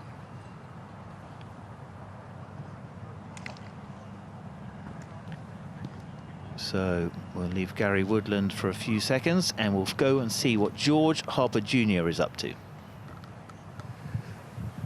Yeah, hello guys, look at that. I said there was a few Claret Jugs floating around, and now we've got Justin Leonard, 1997. Yes. How does it feel to be back as a champion? It's fun to be back. I haven't been back over here and played in the Open since it was last year in 2016, so a little bit surreal yesterday being back. I've been over doing, American television, which is fun just to be involved at the Open, but to be back playing it's a lot of fun. So I'm going to enjoy the week. How do you like the looks of Troon? Everyone's really enjoying it so far. What are your initial impressions? Yeah, it's in great shape. It's grown a little bit since I was last here, and I played the front 9 yesterday, and kind of build my confidence up a little bit. And hit a lot of 2 and 3 irons off of tees and wedges, and then played the back 9 today. Okay. A little different story, but no, it's good fun. It's just great to be back, and this is certainly a great test. As you go on in your career, there are challenges with distance, I imagine. What are some of these brutal holes? You talk about the 11th, for example. How tough are some of these open holes? Yeah, I mean, there's I couldn't reach 11. I couldn't get to 13 or 15. So, but I've got my little spots where I can get things done, and then those holes, just try and play smart, give myself the right pitch, and hopefully just a pitch and one putt and move on. Nice. And finally, what is so special about the Open? I guess as a champion, it must feel amazing every time you step inside the ropes. What is it? What's so unique and amazing about this championship? Well, just being having a little small piece of the history at this championship, and getting to play links golf. It's the way golf is meant to be played, and so where guys of different skill sets and ages can compete against one another. So it's just fun to be back and kind of re-engage some of the creativity that I think at times can get lost, on a lot of golf courses that we play. Very nice. Well, we thank you very much for your time. It's great to have a champion golfer back in the links. Thank you. Enjoy the week. Thank you, I will. Cheers, mate. Back to you, Di. Thanks, George. Really great to hear from Justin Leonard, the winner of 1997 of the Open Championship. Andrew, we've made our way. We've actually got some of our steps in. I reckon it was about 45 steps. I'm aiming for 10,000, and I'm not really there yet today. But we're here on the putting green, and I'm seeing lots of marks on the putting green, and different types of exercises that go on here. We're going to go and chat to Adrian Morong in just a moment, but what is he doing from your perspective right now? Well, it's all about the pace putting. Pretty much you can get the right line, but if you don't match it up with the pace, it's not going to go in the hole. And this is important. What we're doing here is just a little drill, taking it from, looks like, about 5 feet, 8 feet, 10 feet, something like that. And he's trying to hit the putt, and you see the little alignment stick behind it. He's just trying to make sure he doesn't go past that. Yeah, if Kev, our cameraman, can get any alignment stick behind the hole, where his caddy Stuart is standing, giving it a go. I want to make my way over, but I don't want to stand on anyone's line or mess up anyone's. Okay, we'll go straight down. Very loud aeroplanes going overhead, which we hear quite often. We've had some military planes going over, incredibly impressive. Adrian, can we interrupt? Good to see you. I don't want to disrupt anything. We're just talking about what exactly you're doing. Can you talk us through it? Yes, I'm doing the speed drill, which encourages me to hold putts as well. So the idea is of 8 putts from 5 feet to 10 meters, and if I hold it, it's -1. If I leave it short or hit the stick behind it, it's +1. Or if I leave it after, behind the hole and short of the stick, that's level par. And the goal is -2 or better to pass the drill. So yeah, that's kind of the drill. And if you don't pass it, you have to keep doing it till you get to -2. Exactly. Yeah. So that's my drill to get used to the pace. And you do that every week? Every week, yeah, because the greens changes every week, especially this week. The greens are a little bit slower than usual. Yeah. We expect some high winds, so the greens can be too fast. So we're just trying to get used to it. So you had a fantastic amateur career. Did you play up here at all during your amateur career? I did play here 12 years ago, British amateur. I don't remember much about the course, to be honest. It was such a long time ago, but yeah, it's good to be back. And what have you noticed? Have you played it since over the last couple of days? Yeah, I played here today, 18 holes. In the morning it was nice and calm, and then the wind picked up towards afternoon, so the back nine was quite interesting. Yeah. You're playing in your third Open Championship. You had a couple of pretty decent results. What is it like coming here to a major with your fabulous caddy, Stuart? Can we bring Stuart over? Is he doing all right? -2 he needs to get to on this drill. Is he doing okay? He's doing fine today. Yeah, he normally passes it pretty easy, but Come in a little bit closer. There we go. Get us all in shot. He's a little bit shy, aren't you? I'm not shy at all. No, so he normally, but he's doing all right. So he has to get to -2. Otherwise, you're here for a long time. It's 2 hours, a long night. Oh, is it? Yeah, especially it's not the best in this weather as well. So as soon as we get off here and get to the pub, the best. Great. So are you get to the pub? Are you going to the pub after this? No, he is. I'm going to the gym. Perfect preparation, and not perfect preparation from you. But you're from these parts. Whereabouts? Born and raised over in Midlothian on the East Coast. Yeah. And I've just read that you gave up a big financial career to become a full-time caddy.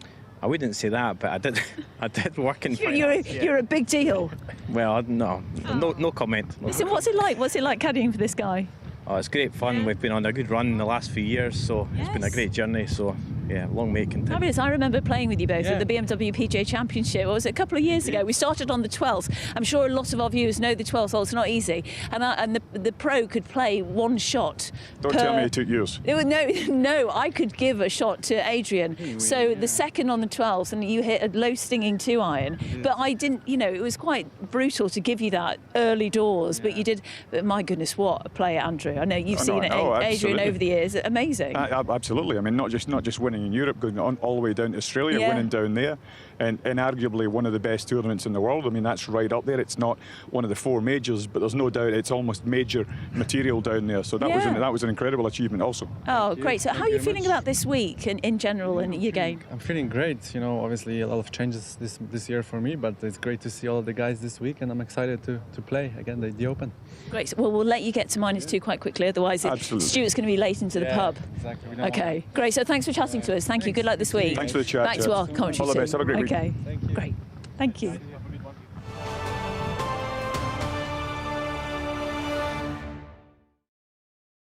There's no way I should be here. I should be dead or in prison. I mean, how else would you gauge this? And a guy comes off of a cotton farm, to become one of golf greats? Are you kidding me? He hit the flagstick, and the crowd erupts. He just stormed onto the scene. And he has put it in again. He's a magician. He's got it. I never had any dreams about going on tour. I didn't know anything about it. His story's amazing. His journey's amazing. What a great shot. We were poor. We needed money to buy food. Finau, a 28-year-old, Didn't belong. I knew I didn't belong. It was unbelievable. And he put up with a lot. That past is so painful to him. I would like to forget it, to tell you the truth. Our culture has a short memory. I think it's time for us to be reintroduced to the dream. I'm playing for my life out here, It is the American dream. Why, oh, why? He hustled the world. Where do you see yourself in 10 years? In 10 years, I see myself making partner at this firm has been sold. What? To who? Some multinational outfit. In Dubai, where it's 7 a.m. and the temperature is very warm. Welcome, Viv. This is Ben. Anything you need to know, he's your lawfully wedded husband in good times and in total chaos. Viv, what time are we expecting twins? Life is rarely a straight line. Wherever it takes you, HSBC can help.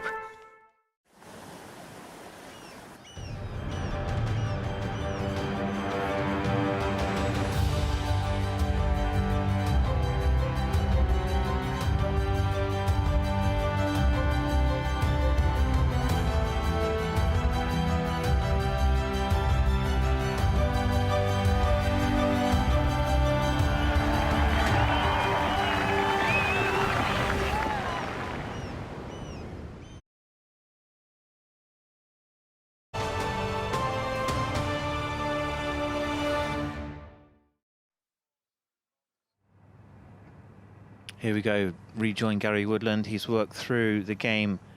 You always know it's good when other people are filming you. Look at this. Let's have a look. So 187 ball speed, 300 carry, little baby fade. That's a little, that's the low one too. That's only 71 feet. Let's see what he gives this one. So if he launches one, this is 330. That's still teed down. So that's the low squeezer. When people stop to watch you hit, it's a compliment, isn't it? Oh, without a doubt, yeah. It's you get to certain people on the range and you have to stop and have a look because it's just different. He's one of them. Look at the difference in the flight. So you can see that's his standard one. Then those are his 2 links squeezers. Yeah, they'll be handy, won't they, on 10, 11. Do you think 300 yards on the low stinging flight that's going to run about 50 is a handy shot around here? I think it's going to help. I'm no expert, but I reckon that'll get the job done. It was interesting, wasn't it, listening to Justin Leonard saying that he can't reach a few of the par 4s on the back 9 if it's into the wind, but he's found an area he wants to lay it up to, leave himself an easy chip. Now that is discipline. Yeah, no, absolutely. So from the driver to the wedge, Gary Woodland just chipping a few.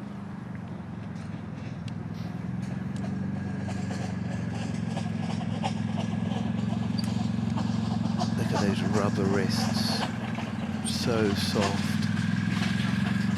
Creates so much lag angle, kind of like just a whipping motion. If we come back out and have a closer look at the top of the backswing, just have a look at this transition. So it's almost like it never stops. There, you see it kind of like that, like nice and soft. Well, we've got some fantastic players all assembled here with one thing on their minds. And the last man to pick up one of these famous majors was Bryson DeChambeau, and he joined Nick Doherty in the Sky Open Zone. Well, pretty special guest for us here in the Open Zone, the US Open champion and Bryson DeChambeau, and Dana Dahlquist, his coach as well. Let's get straight into it. We're going to go to the US Open, and we're going to talk about the shot that you said in your bio is probably your least favourite shot, the hardest shot in all of golf. Yeah. It was also the one amongst the others that won you the championship. On reflection, take us through it. Oh, it was just a nice little 35-yard bunker shot, and it ran out to 55 yards. That's all I was thinking. Everybody said it was 55. It was, but I was just trying to land it really 5 to 7 yards on that front part of the green and let it scoot out right next to the hole. Left myself a 4-footer right up the hill and struck it right on line.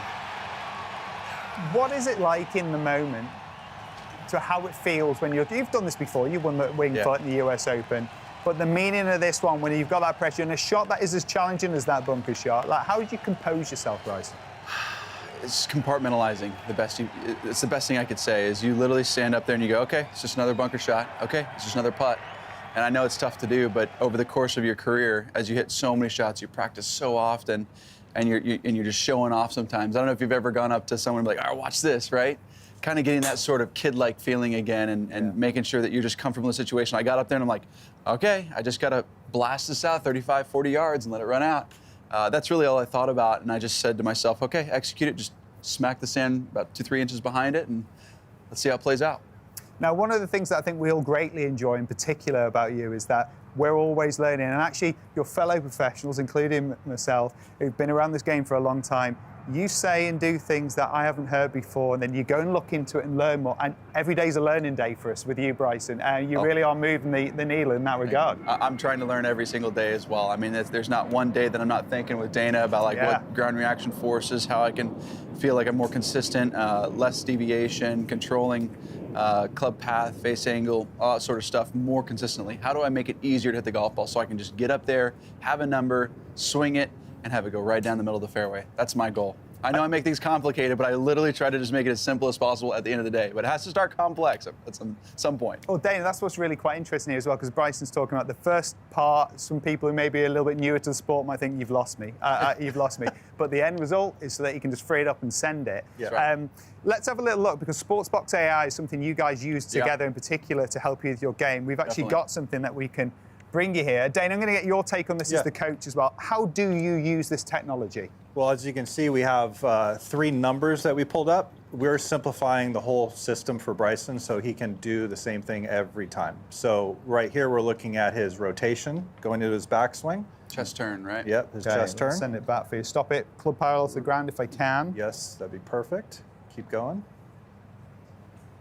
Right there. So you can also see his pelvis sway. And for, I think, people at home, You have to have a little bit of sway in your golf swing. And minus is going to the right. To the right. Yeah. For right-handed golfers, going back to your right foot. So he's going to push away from there. So I go away, but then quite quickly, I'm already doing what? Recentering. Recentering. So I went from 0.9 already back to 0.5, which is very minimal, but you can already start to see that there's a shift more towards the left-hand side. So what it really feels like is it's like this rocking the boat sort of thing. I don't know if you've ever seen Kyle Berkshire hit some shots. He kind of does that. Obviously, it's the back and forth, and then he goes. But for me, it's a sequencing of actually I'm going up off the ground, and I actually just fall to the left. I go fall to the left and let everything come from the inside. Wow. Okay, let's send you on down into impact. I have questions, obviously, Bryson. Absolutely. I have many questions coming into my mind as we do this. There you go. Oh, did it. Nailed it at impact. Pretty impressive. That was pretty good. That was impressive. So when we see these numbers, and you're talking about amounts, they sound tiny. But for you, is this give you a blueprint? Do you use this for a blueprint for when you're happy with your swing? Exactly. So we look at it when I'm hitting it really good, see the numbers, save those in a data file base, and then we go when I'm hitting it bad, I have those, we average, well, don't average them out, but we take those bad swings and we essentially correlate when I'm hitting it good to when I'm hitting it bad, what numbers are deviating most, what numbers are changing the most. And these are the things that we see the most. There's a high correlation to pelvis sway. What was the other one? It was lift. There's some lift, but there's also, what was it? Sway gap. Yeah, sway gap's the other one that we look at, seeing how much difference there is between my hips and my chest. So essentially, I know this is kind of weird, but I can like do that. So that's not side bend, that's actually sway gap. That's the difference between my pelvis and my shoulders. Essentially, if you drew a straight line from the midline all the way up, that's like 2-3 inches over to the right, and you can do the same thing on the left side.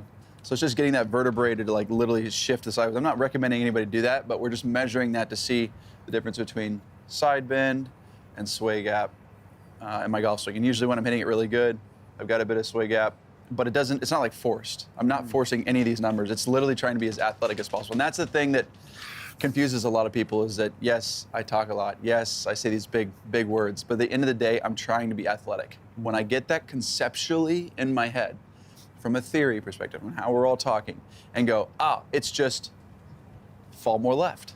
Yeah, that's all it is. That's a simple thing. That's how it gets to that, but it has to go through the macro version of how does this work holistically? How, from a theory perspective, does it all fit to make it make sense? And how does it relate to my feel?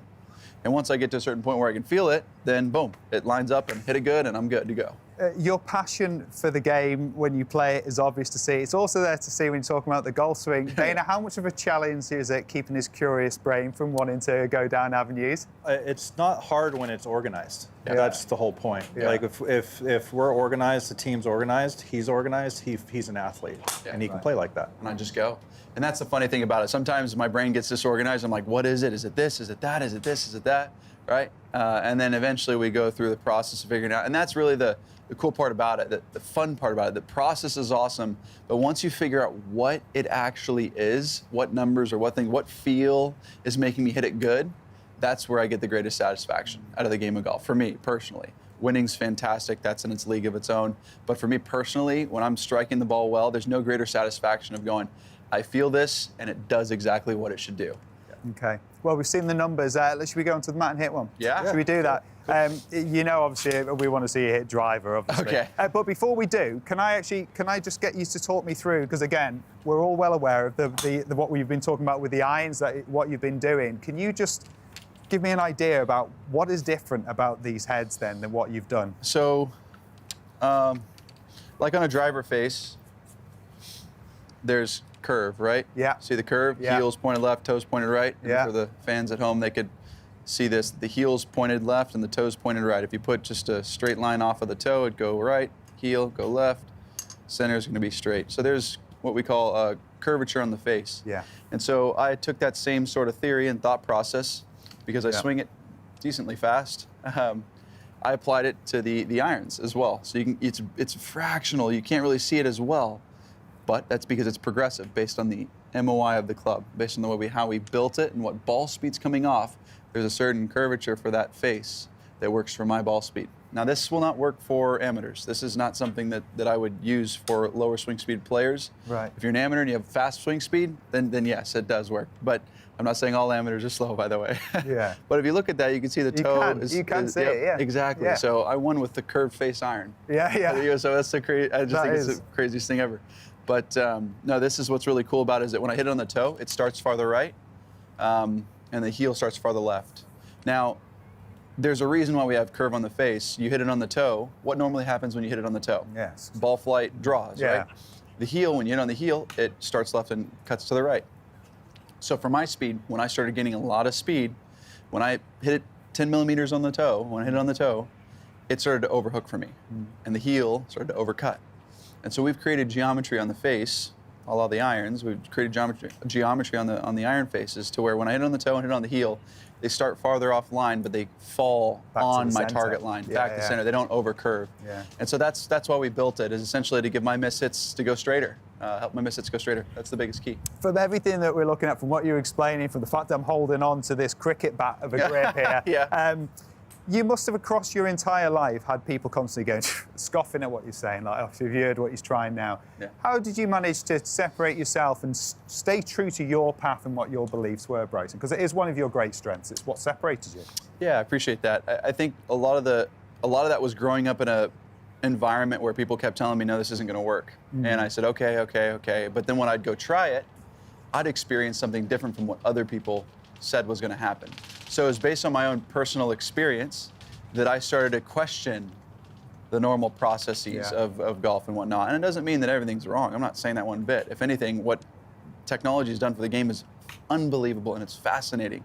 I just go to the next level of it and I try to get to the nitty gritty and really find out what works especially well for me.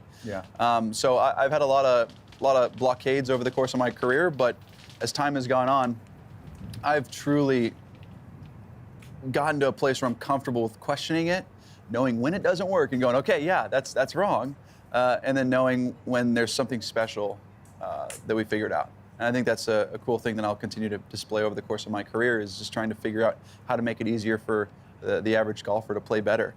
This is something that will, down the road, the curved face stuff will help golfers all around the world, but depending on their speed. And it's got to be fit to the face. Well, if you don't mind, all those people, all those amateur golfers and myself, we'd like to come along for a ride with you on the open zone mat here. If we can. There you go. I'll go straight to driver. I'm 30 now. I'm not 21 as I once was, but. Dana, we're coming into your world here as well. Look, it's really easy for me to just want to talk about, like, just send it as far as you possibly can for us here, Bryson. But it feels like in recent times, there's been a case of he has this wonderful skill set that you've earned, Bryson, but you use it with responsibility, though, because that was certainly, it feels like you've got way more in the tank than you allow out generally most weeks when you're playing. Yeah, absolutely. I try not to go after it. One, because I can't get this freaking, there we go.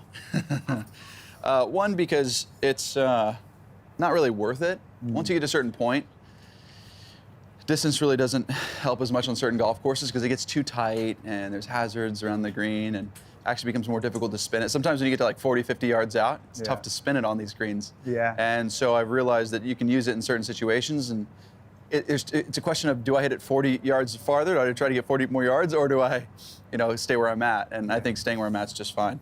But let me see what I got here. This platform's moving. Is that all right? I think we'll be all right. Hopefully it'll stay up. I move a lot though.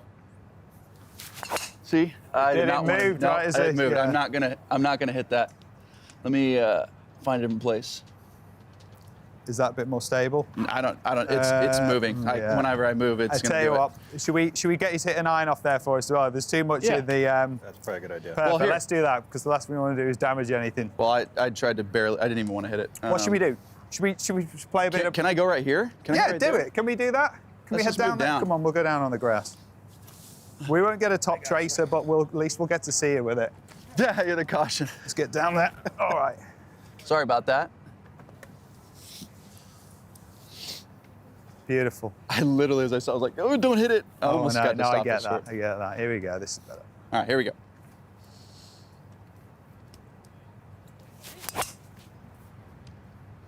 Wow, it's pure as the That's driven nice snow, there. that. Yeah. What can we learn from Bryson's way that he generates this power, this inordinate power that we can apply to our game? Yeah, so he applies a really good vertical and lowering piece. So when we were looking at that... Tell them what it means by vertical. So vertical force is basically up and down.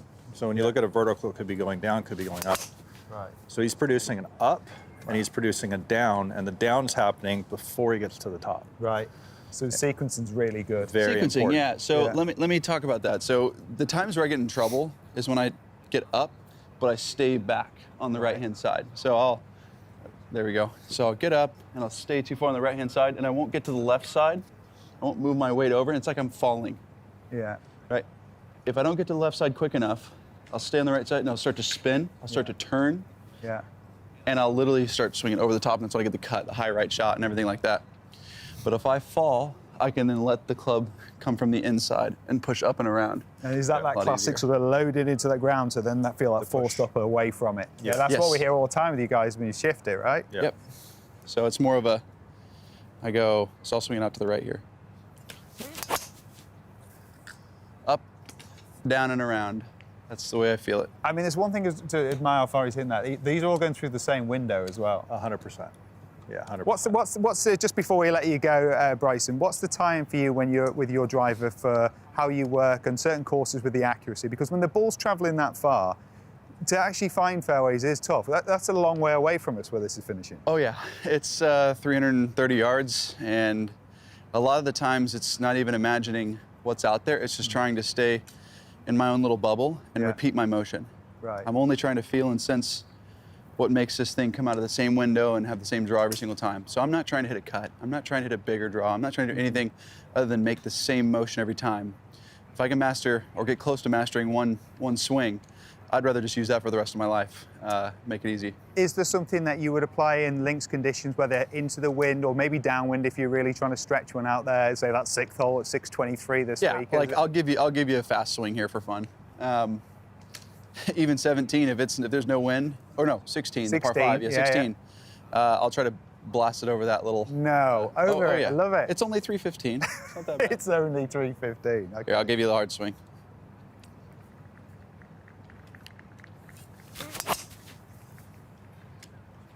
That's pumped.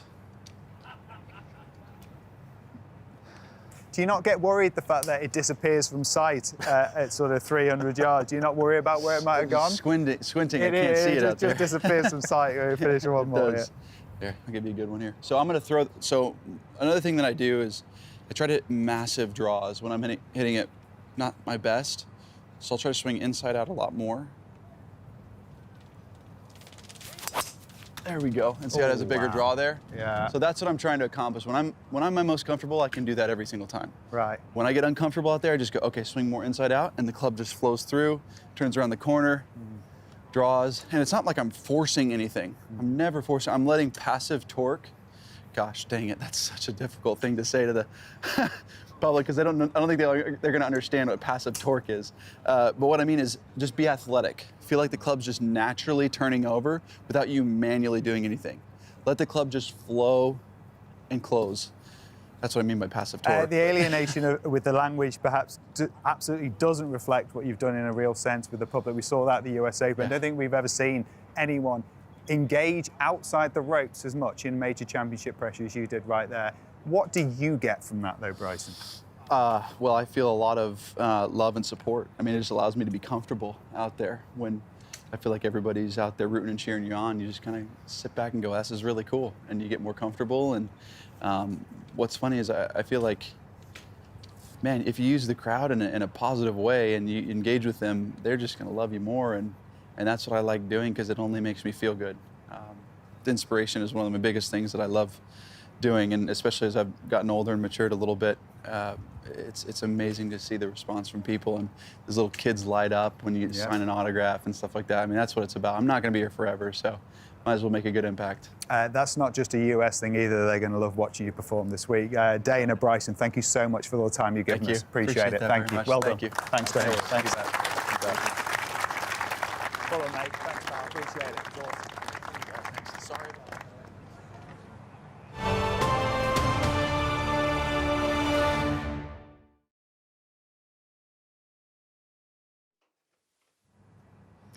Fantastic bit of filming there. Nick Doherty handled that so well, didn't he? Bryson DeChambeau catching insight with him.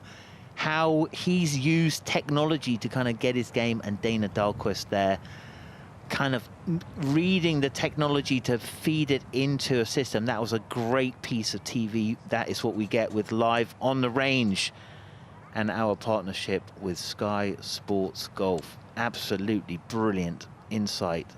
Bryson is a great educator and also, I think, a great entertainer. It was charming. Laura?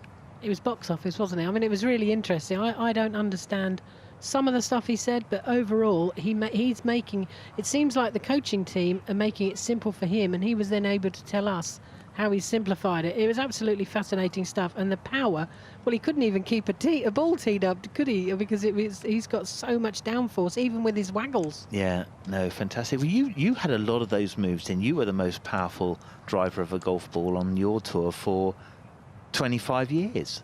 Yeah, it's a definite advantage, and I think we're seeing that this year. What has he had? First, second and sixth in the 3 majors, Yeah. and who's to say he's not going to have another No, close but you run were at the this same. one? You were the same as he was.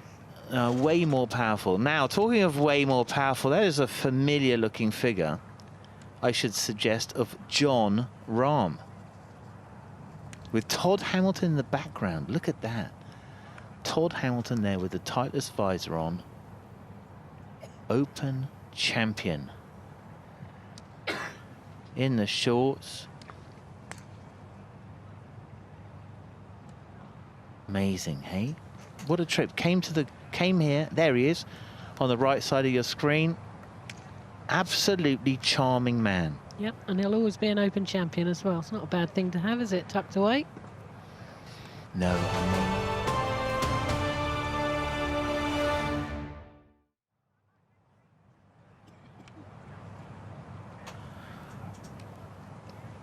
Jon Rahm, he has been out on the golf course. He is here with his coach, Dave Phillips, from the Titleist Performance Institute, working really hard on his mechanics. Very close and low hands, but have a look at that sort of there's a lot of body turn there, Laura, but not a lot of arm swing in that backswing. No, not at all. It looks short compared to some of the other players, but the power he generates is just sensational. He's having a decent year on Live. He's not been out of the top 10 once. I think he missed one tournament when he had that injury, when he had to withdraw earlier in the year from one of the majors, but he's solid without winning anything this year on Live. But it's you know, who knows why he hasn't done that yet. But you'd have to think if he's come here with his A game, he'll really be another chance. Yeah, you see him as an Open champion. Great sort of shot maker. You know what I like about him? There is Dave Phillips with the woolly hat on. Might have to have a word with him about that. It is not that cold, but that's what happens if you spend most of your time in California. He is an Englishman. Anyway, so Rahm, you know what I love about his game is, like, if it's a draw off the bunker, he draws it off the bunker. If it's a fade off the next bunker, he fades it off. And he's such a shot maker, so like non-one-dimensional, which is a little bit the way the tour is going.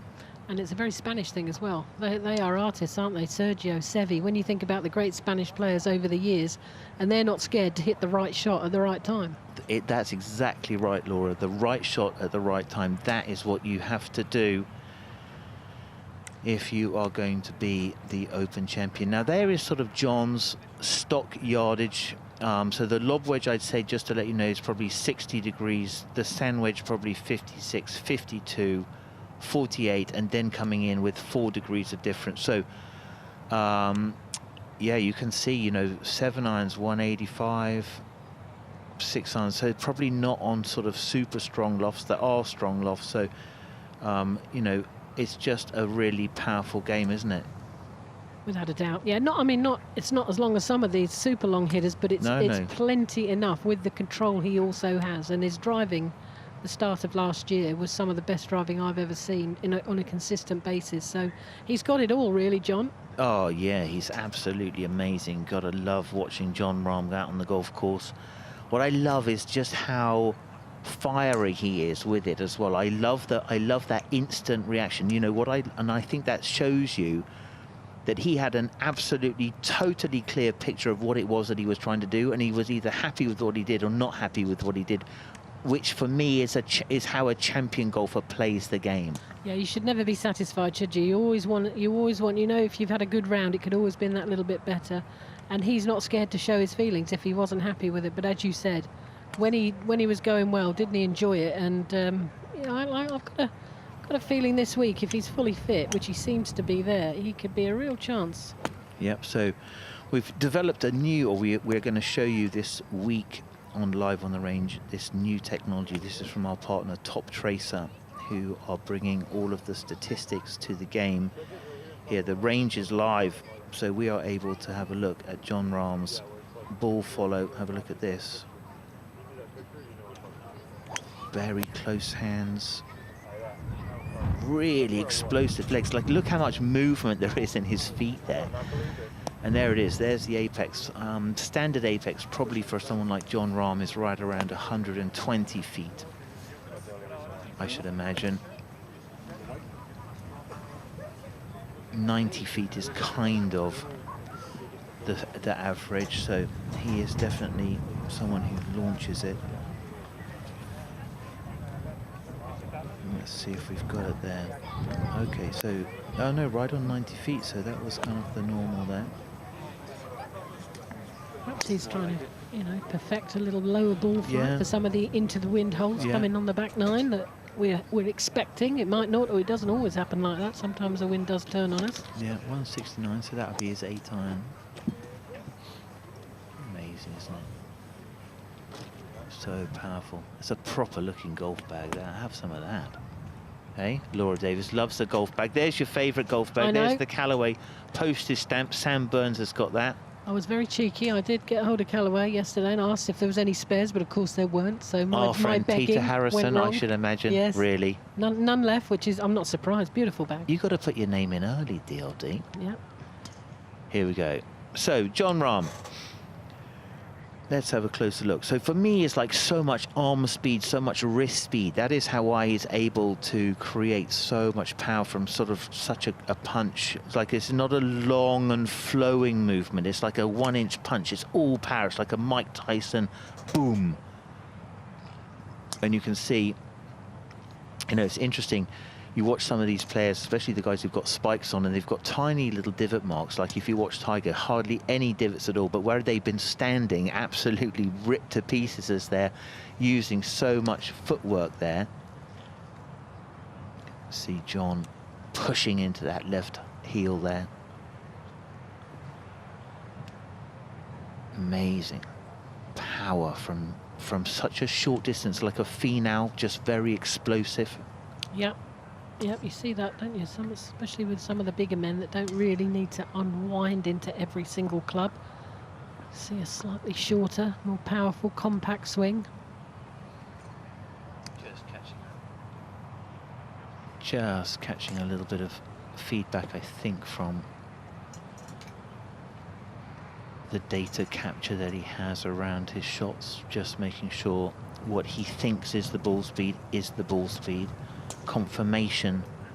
Let's have a look here. So that left arm, how far does that get back? Just a little bit past parallel to the ground, tiny bit more than parallel to the ground, and then it's just a whipping motion as the arm speed and the wrists accelerate through the ball to the finish. So I mean, built like a rugby player more than like a golfer. Yeah, you wouldn't want him running towards you with a rugby ball tucked under his arm, would you? I would show him the way. If he was going this way, he'd be most welcome to have it. That's not the spirit. You're supposed to try and tackle him. Come on. I would be broken. So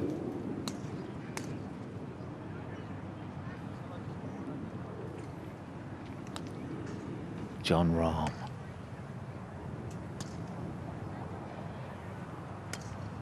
Chilling.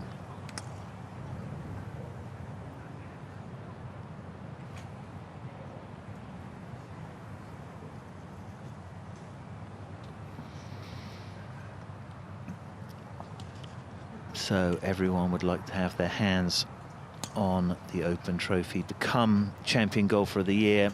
And the last time we were here, it was a shootout. The Iceman against Phil Mickelson. Let's have a look at that.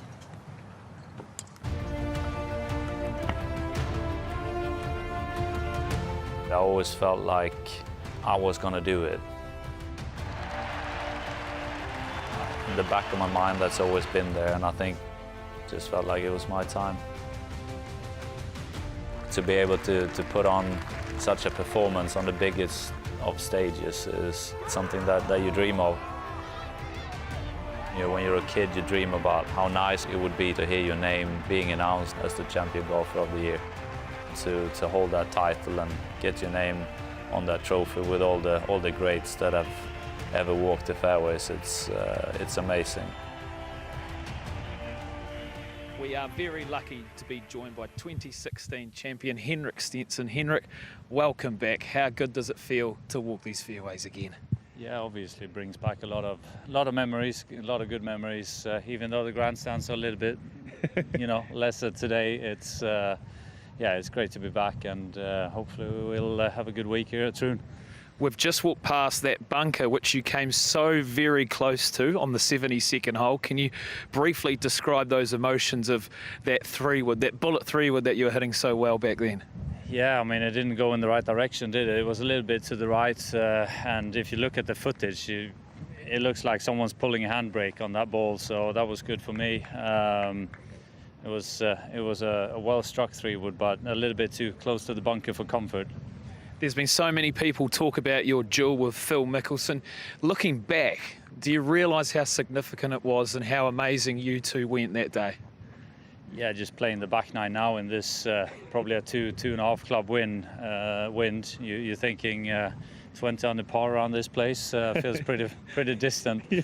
But no, we had a great game obviously over the whole weekend. It was match play on the back nine already on Saturday, and then that grand finale on Sunday. So both him and I played amazing golf, and luckily I came out on top. I know we're on the 18th, but for me personally, your shot into 17 was something special. Is that right up there for you as well as one of your greatest shots? Yeah, I'd say it's definitely the best forehand of my career. Crucial moment, obviously, 2-shot lead. Can't afford to make any mistakes at that point, so that was an absolute rocket, and I could have finished it. I had a good chance for birdie, and Phil made a great putt for par, so it could have been kind of done and dusted on 17, but the drama went on to 18 as well. Well, it did. Now we're on the 18th. Why don't you show me where this pin was, because you played a beautiful approach into the centre of the green here.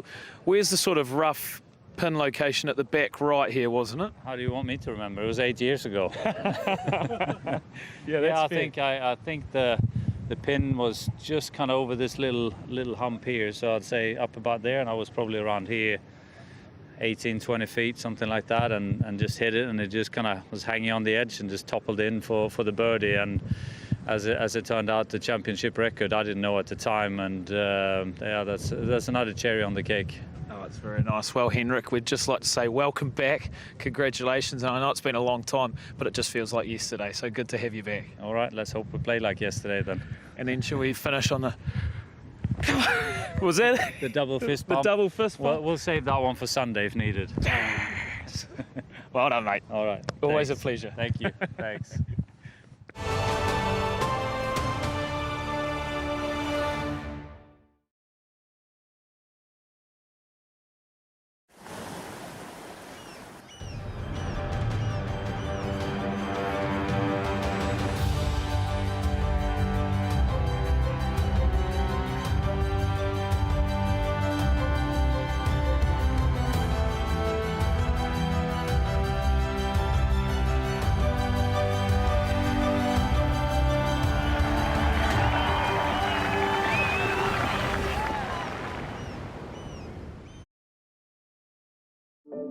Control. It's often out of your reach. Your opponent. A line call. Even the bounce of a ball. Every game is full of unexpected twists and turns. You have the lows, the injuries, being away from home, the pressure.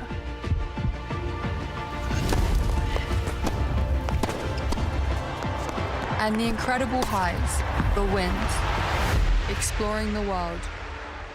Every day, a new opportunity. Life is rarely a straight line. We can help wherever it takes you.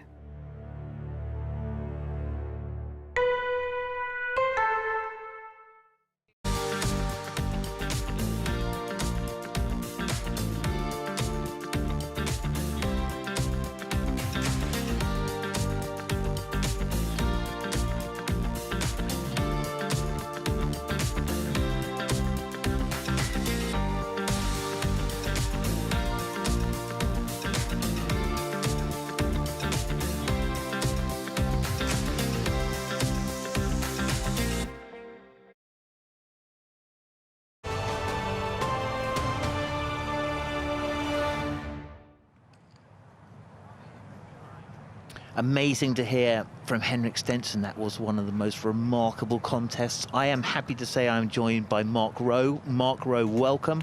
You would think back on that as one of the great sort of head-to-heads in all-time Open history? Yeah, the second best for me, Simon. We had the Jewel in the Sun at Turnberry, which I don't think can ever be beaten, of course, but I know that was right up there with some of the greatest golf that we've seen. There's Peter Hansen. What a player he was in his day, alongside Ludvig Aberg. And I'll just say how happy I am to see you. I've flown in specially from Belgium this morning just to come and sit here with you. You are the hard man of commentary. Bless you, Mark. You've been here since 9 o'clock this morning.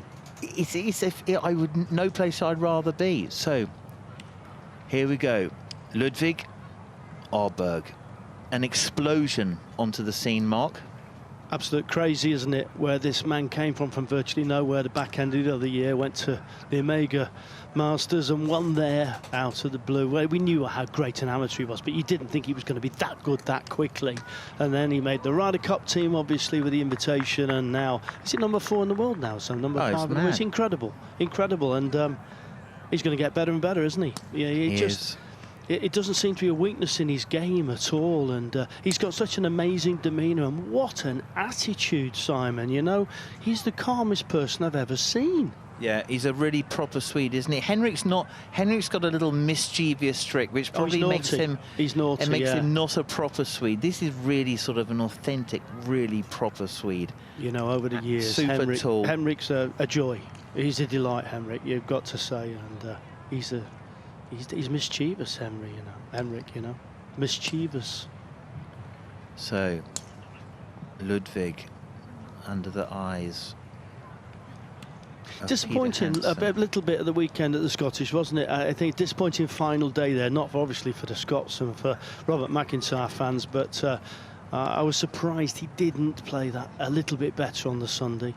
Just a few loose shots there, but have a look at his numbers. So 173, kind of your standard ball speed on the PGA Tour. That's 183. And he has hit some amazing shots. For me, the shot where I thought, okay, this is a different story. I'm looking at something very special. Second shot into 13 on the last day at Augusta. 273, I think the carry was he had. That's a 4-iron. His longest club in there is a 4-iron. It must have reminded you a little bit of the days when you were coaching me and at the Lancome Trophy. I had similar distances. Yeah, that's... You almost rendered you speechless there, didn't it? 93? 94? Yeah, 1992. 1992.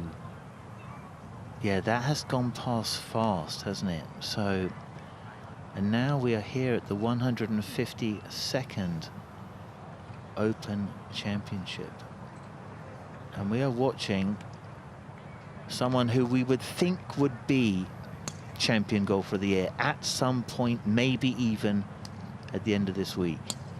Oh, he's going to win majors, isn't he? No doubt about it. Is that that's the Titleist GT3 driver he's using there, I believe? That is the new one. Just a lot of chat. Oh, so here we go. We're going to put a couple of these tee shots up against the 18th hole, so we just kind of take the range to the course just to give you an idea of how far down he is hitting that. So trying to keep that right shoulder up and forward.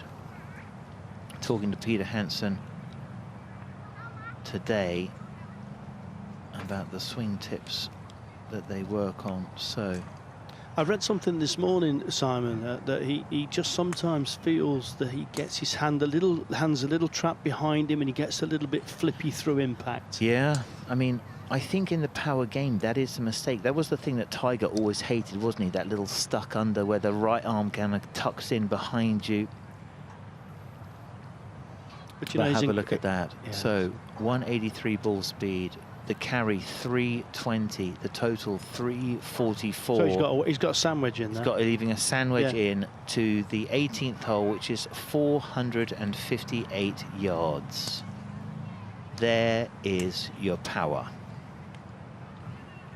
Obviously flat calm conditions. Yeah. I mean, when Troon gets really nasty and it's into a 70-mile-an-hour wind, then it's a different story. But yeah, it's amazing to watch, isn't it?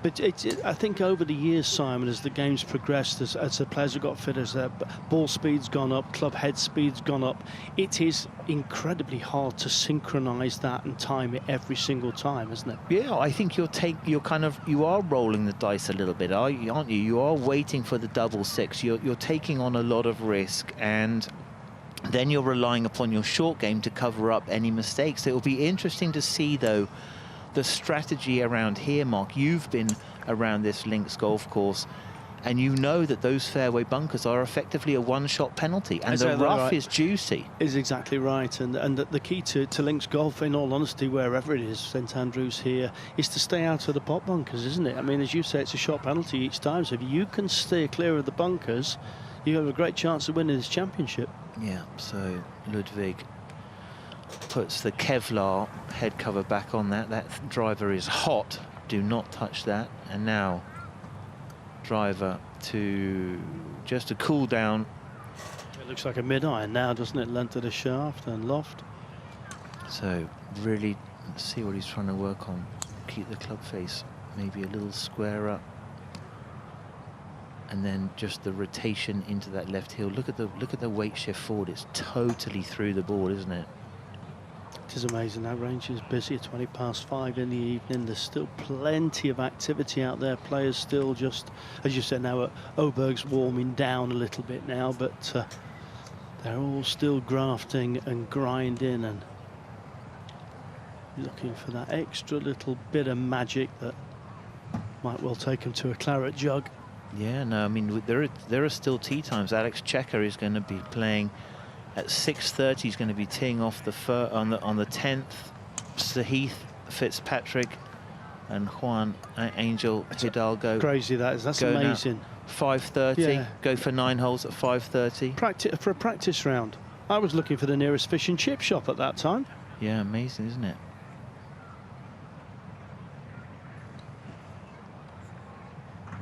So look at that. The best player in the world currently without a major. Look at, who would you say, who's got the monkey on the back there? Is that Fleetwood? Fleetwood's a good shout round here. Yeah, definitely. Well, you could say Thigala's got an amazing short game. You know, if the wind gets up, his short game is incredible. So Thigala. But I think Cantlay's the one for me with his game, the way he plays, that should have. Yeah. Victor Hovland's a good shot maker. Does he have the wedge game and short game for a? Well, his short game definitely improved massively when we saw that at the Ryder Cup and over the last season, so it has improved. But he's just been in a bit of a funky patch, hasn't he? In a way, just went off the boil slightly.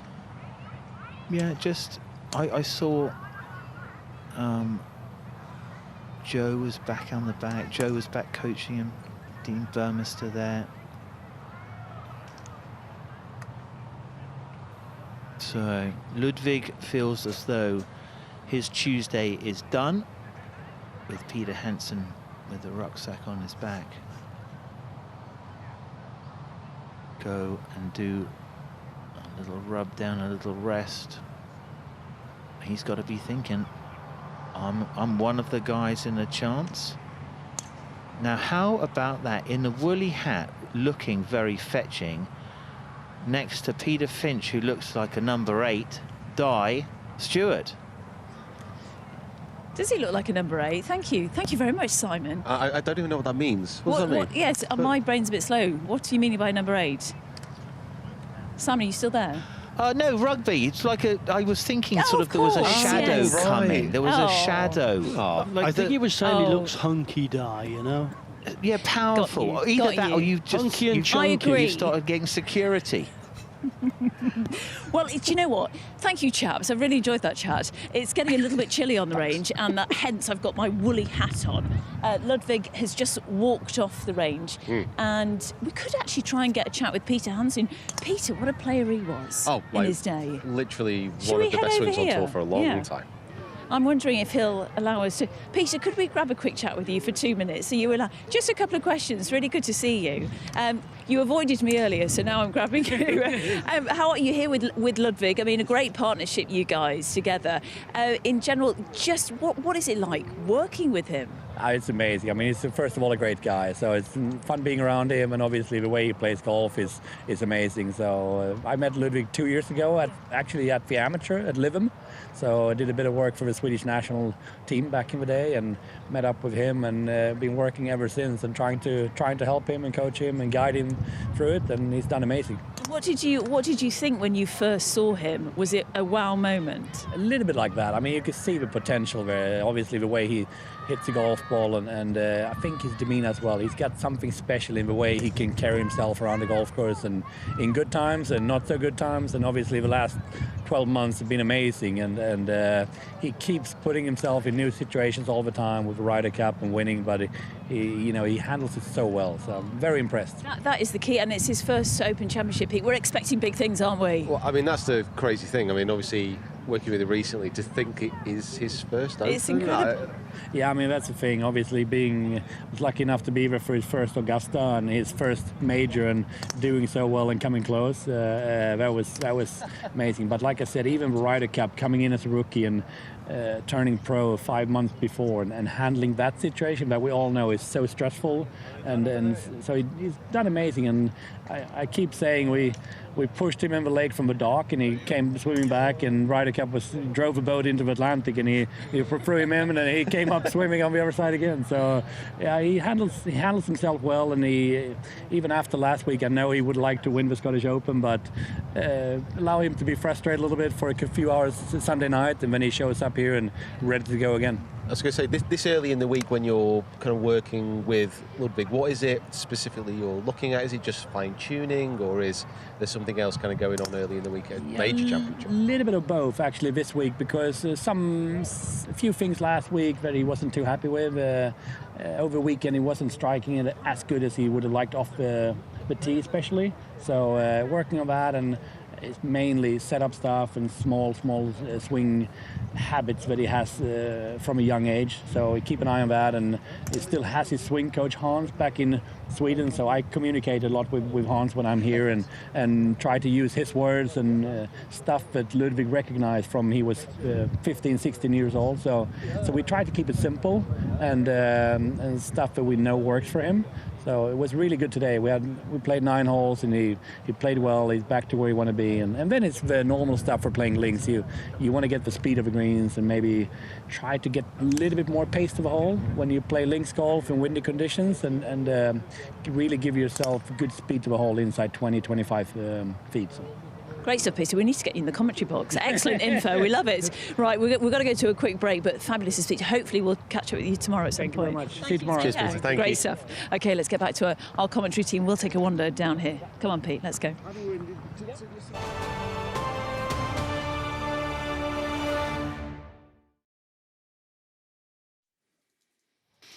Yeah, so interesting, isn't it? Soren Hansen, a key part of the Højgaard's success, and Matteo Manassero. Peter Hansen, big part of sort of taking care, putting his big, strong arms and experience around the shoulders of Ludvig Aberg. Interesting how it just transfers all down, doesn't it? Both of them were great ball strikers. Both of them had very good golf swings. Yeah. They understood what they were doing. There's also, I believe, that when you have a top-class player that becomes a coach, it's knowing the right things to say at the right moment. It's delivering the information at the right time. The psychology of playing, the understanding of the psychology of playing. I think it's a big asset. Yeah. Here is a big asset. Brooks Koepka. World number 52. Don't pay attention to that. And the man in black. Absolutely superb player The in the great. majors. Under the supervision of our dear friend, the great Mr. Peter Cowan. Now A that man is of few words. That's a legend. That's a coaching legend right there. Yeah, he's a great guy, Peter Cowan. And he has guided that talent to be one of the most feared competitors when the going gets tough. Oh, as a major, yeah. When you get Brooks in contention in a major, and you'd never, ever back against him getting the job done, would you? He is rock hard. He's made of steel. As is the man behind him, Yeah. Sheffield. Brooks was so disappointed Sheffield's with own his Peter Cowan. Masters. Yeah, very disappointed with his Masters performance. So he's looking to make some magic here at the 152nd Open Championship.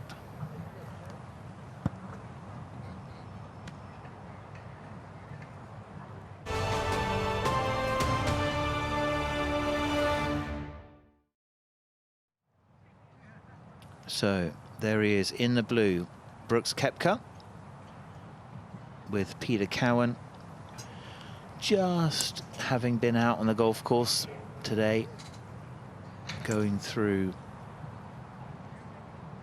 his fundamentals. A fader, steep through the ball, Mark Rowe. More steep than most, I would say. Yeah, absolutely. I thought you were talking about me then when you said Mark Rowe more steep, than I was thinking, okay, I used to take some chunky divots. You were right, actually. Yeah. Anyway, here How we go. old is Peter Cowan now? Young. 100 No, plus? young. There we go. Seems like he's Koepka. been on that range forever. Nobody spent more time on a golf range than Peter Cowan. 6 in the morning till 7:30, 8 o'clock at night, every single day of the championship. Part-timer. Here we go. Let's have a look at Koepka. So, pretty strong grip, pretty strong face positions, a fader, left path. Getting left is really important for him. So we kind of know his numbers. Oh, He's got chatting. flat carry 228 there, ball speed 145. What did it look like? It looked like a 4-iron, maybe, Simon. Was it a 4-iron he was hitting there? Can't think it's a 5-iron, 228. Brooks numbers, just so you've got them in your head. Sand wedge 120, 52 is 130, the pitching wedge is 150, 9-iron 168, 8-iron 178, 7-iron 195. Oh, stop it. Stop it 6 now. iron It's getting silly now. 205. Stop it. 5-iron is 220, 4-iron That is is a 230. 5-iron then. And the 3-iron is 245.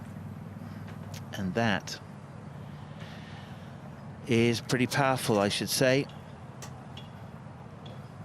You can do some damage with that. But I just think how he brings his game to peak when he needs it. You know, probably not that focused outside of the 4 big events. He'll tell you that.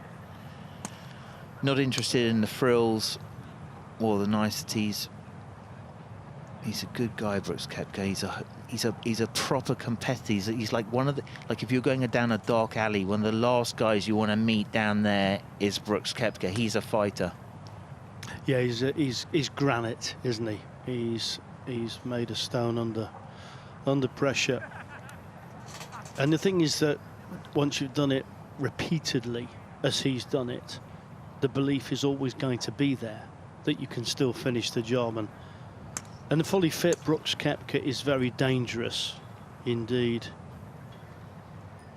Yeah, the 2023 PGA Championship.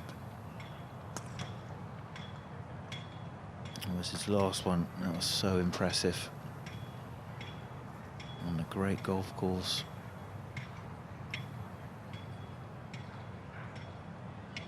Just having a look, add a little bit of data. Checking to make sure he's got the right feel through the ball. What's important to him is really kind of like that left path. So he's really trying to feel. Let's have a look from here. If he hits a good shot, it's just going to have a little baby sort of up to the top of the apex and drop to the right. There you go, spot on, Simon. He called it to perfection. There's that little baby fade. Yeah, little ribbon at the top there, just as it changes. Yeah, so absolutely fantastic technology we now have for you, kind of really bringing the range, which has kind of been a hidden part of these big events, as a main part, because this is where the action is. And that's top tracer technology, just with the ball follow there and all of the data. There's an enormous monitor to the left side of the, there it is, enormous monitor to the left side. You can just see the carry, the ball speed, the launch, the key parts of ball data. And Gary Woodland, 348 carry, did that say? Really? What amazes me with that track and technology, Simon, and you understand it a lot more than I do, I have to say, but it's year on year on year how the software seems to get better, and exactly what you can do with it in terms of I mean, what I like about it is the games you can play. I really love the way you can set it, and you can test yourself, challenge yourself. Very, very good, huh? Yeah, no, Top Tracer are the lead provider and one of our key sponsors here. R&A really bringing, sort of keeping the thread, the steel strand that is the R&A, is the historical history and a guardian of the game. But there's a new part of the R&A, which is the innovation, which grows the game to they're looking forward to tomorrow. What does golf look like tomorrow? And that's where the R&A really are the most excellent sort of handlers, custodians of the game of golf. They have to be congratulated, especially at their figure event this week. Superb, absolutely amazing event management by the R&A. You sold it to me, Simon. You've sold it to me. Not bad player, are you? Not bad.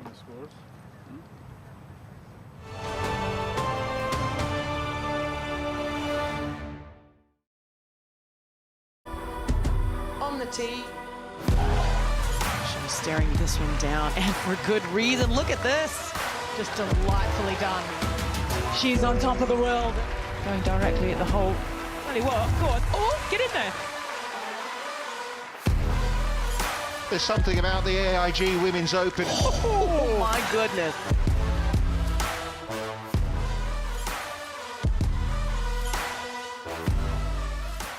There's no way I should be here.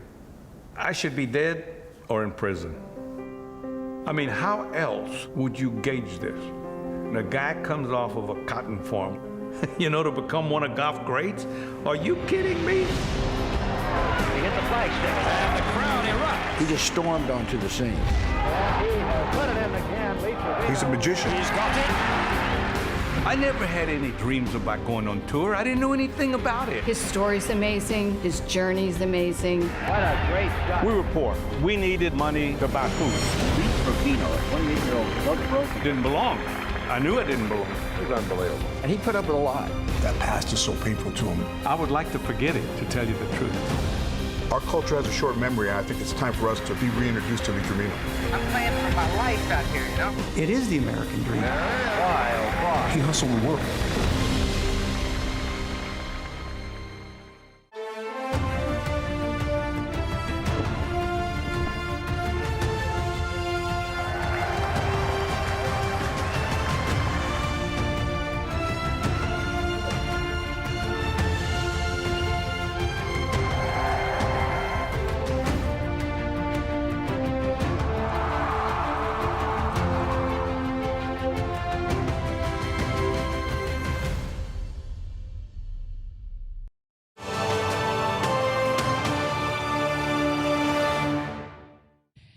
So this is television gold. Stevie is blowing up a ball. Sean Crocker. Sean, you don't really know what the ball is for. Jamie, your coach, is here, which is slightly disturbing, Jamie, that he doesn't know what. What are you doing with this red ball? And I just tell him what to do, and then he listens and he does it. What we're doing with the ball is he just gets his right elbow in a better position. There's a tendency to flare his right elbow a little bit, so when his right elbow sits down and his arms get in the right position, it's easier for him to make his downswing. So it's a great little piece of kit. You'll see a lot of guys using it at the moment. And that's what this thing does? Absolutely. Oh, well, at least I know now. I was going to say, at least you now know. It's working, though, because I just want to mention, actually, getting into the Open Championship, he did pretty well in Italy. You happy with that result, Jamie? Great results. He played really good golf, yeah. Stevie, was he okay to caddy for? Yeah. What's his demeanour like on the course? For the most part, we only had a couple of little fallouts, which is quite good for a week, but no, for the most part, he was good. Oh. He's hitting it nice.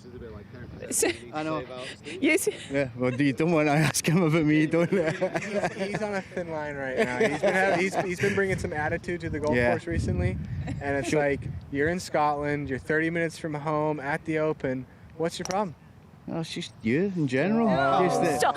Goodness me, this is what happens. Yes, right. I'm going to step in here and just we're going to chat about this later on, this relationship. But firstly, congratulations being here at the Open. Your second Open Championship. The last one was at Carnoustie a few years back. What is it like arriving here? They're always so special. I mean, I've only got one to kind of have memories on, but it's just different. No matter how big of an event you play, when you come to an Open, it's special. The fans, the golf course, even the weather being tough and miserable sometimes. It's just it's an amazing event to be a part of. Yeah. Great stuff, and a decent finish at the Italian Open. You weren't going to qualify, but you did because somebody else had already qualified, so a brilliant result for you. But coming here to links conditions, Jamie knows all about how to play links golf, so you've been chatting to him a lot for some top tips. No. Okay, fine. He's giving you absolutely nothing. No, yeah, I mean, obviously Jamie's been coaching out here for almost 85 years now, I think. He's incredibly old. Anytime you can pick some experience from guys. I mean, today I got fortunate to join Justin Leonard on the back nine, and it's always kind of cool to be with guys that have been to more than just 2 Opens. Yeah. So it's the fortunate thing is playing out in the DP World Tour for the last 6-7 years. I've played enough links, so kind of have an understanding of it, but I can also lose the plot with it when you start getting bounces all over the place and you feel like you're hitting good shots, but they don't turn out okay. But it's just a case of accepting what you get out here now. Yeah. Great stuff. So, Sean, for this week, is there any changes that have been going on in the bag? I'm just noticing a few interesting club choices at the top end here as well. The only thing that I've switched this week would be I've had a hybrid in the bag for the last couple of months now. I'm not the biggest fan of driving irons, but when it comes out to links golf and it gets windy, I start manipulating my hybrid a lot more than I would a 2-iron, because I know I've got 2 shots with a 2-iron, either high and knuckly or low and knuckly. So that's kind of the only switch I've had this week. The Mini came into play a few weeks ago, but my whole bag's different. I had a weird one happened to me a few months ago when my car got stolen with all my golf clubs, so I've had to redo my whole entire bag, but I think we finally got it under control now. Oh, that's great stuff. Goodness me, well, it might be a good thing. You have a fresh new start. We're going to wish you the best of luck, and we look forward to seeing how you play. Thanks, guys. Great stuff. Thanks, Sean. Thank you. And I hope this relationship works out at some point. Hope so. He can find better than me, so he's stuck. He's stuck with you? Yeah. Okay, good stuff. Oh, play well. Thanks, Sean. Thanks, guys. Thank you. No, fantastic to hear all of the thoughts, their different personalities, the relationships between the player and the caddy flow like a marriage, I would say, Mark Rowe. It's a very good way of putting it. I think you do actually probably spend more time with your caddy over the course of the year than you do your wife. Just the closing touches. Beautiful looking driving range, lots of targets, visually very stimulating. So alongside this tournament is the 2024 Junior Open. It started yesterday at nearby, just up the road at Kilmarnock Verassi Golf Club. This field features 120 players from 70 countries as the championship returns to Verassi for the 3rd time. It has previously hosted in 2004 and 2016. Past champs: Patrick Reed 2006, Mora Jutanagan 2008, Conor Graham 2022 are amongst the notable winners of a championship open to the world's best juniors between the ages of 12 and 16. Yesterday, the highest ranked player in the field, world number 7, Hugh Song Lee, carded the lowest round of the day, a 4 under par, and went 1 better today to reach 9 under in total, 6 shots clear of her nearest competitor. Only 15 years old, and she's won the Japanese Ladies Tour already, so remember Hyo Song Lee. And as we can see, the weather conditions are just the same as we have here. The young golfers really have got to battle the elements. It's a great championship that we will no doubt see with the stars of the future. Even our very own Henny Koyak competed in 2004 alongside a very young Rory McIlroy, also at Barassi.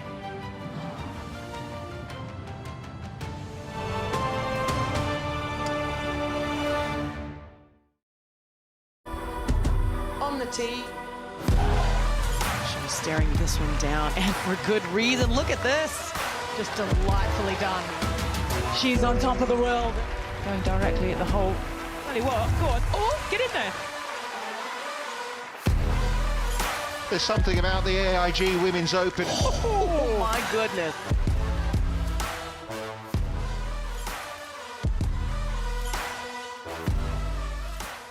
Where do you see yourself in 10 years? In 10 years, I see myself making partner at this Firm has been sold. What? To who? Some multinational out in Dubai, where it's 7 a.m. and the temperature is very warm. Welcome, Viv. This is Ben. Anything you need to know, he's your lawfully wedded husband in good times and in total chaos. Viv, what time are we expecting twins? Life is rarely a straight line. Wherever it takes you, HSBC can help. There's no way I should be here. I should be dead or in prison.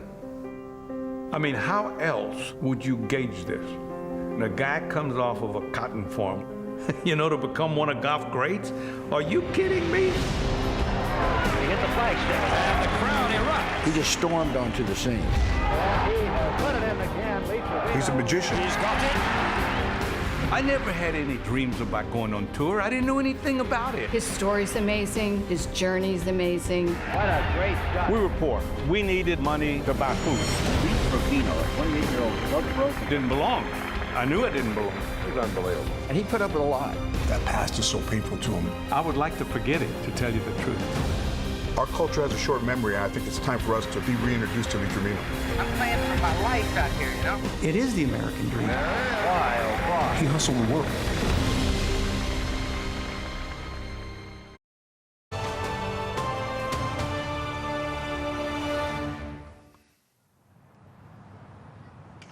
Major Championship Golf, and at the top is the Open Championship. We are live at the range. I am joined by Mark Rowe.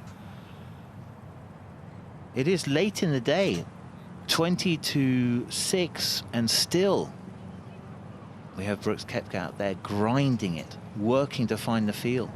Yes, a nice sort of quite a gentle late afternoon, early evening here at Troon. So they're taking advantage of the benign conditions to get a bit more work done, as Tiger Woods always says, putting in the reps. You know, but just fine-tuning, that's what it is. I mean, you're not going to make major changes, are you, Simon, at this stage, running into a major championship, but there's always little bits of fine-tuning, isn't there? Never ends, does it? You can, and the thing about it is you're never satisfied. That's part of being a championship golfer. Brooks Koepka, he knows there's better in the tank, so he's looking to see if he can find that. What are his small, tiny upgrades that he could possibly squeeze out, give himself the best chance? So yeah, it's good to see him smiling. Good to see him in good spirits. He's got a nice little team there.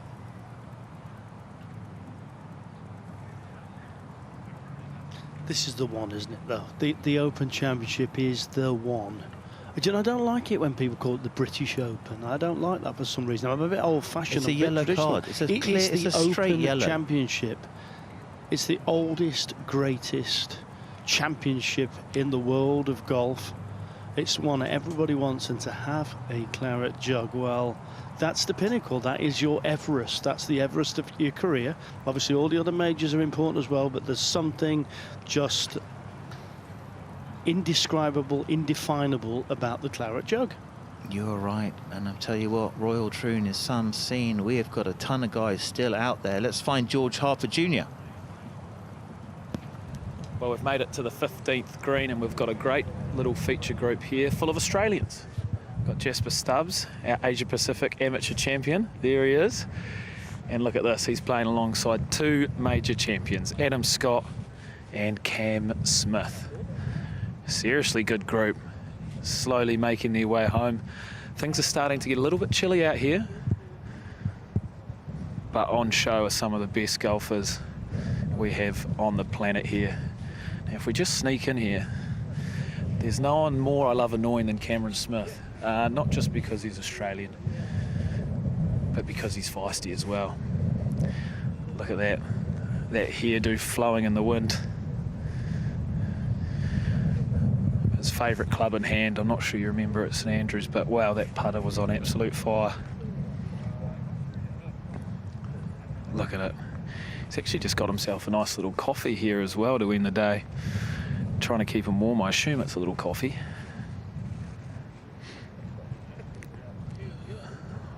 Looking smooth as he likes. 15th green here is actually one of the flattest on the course.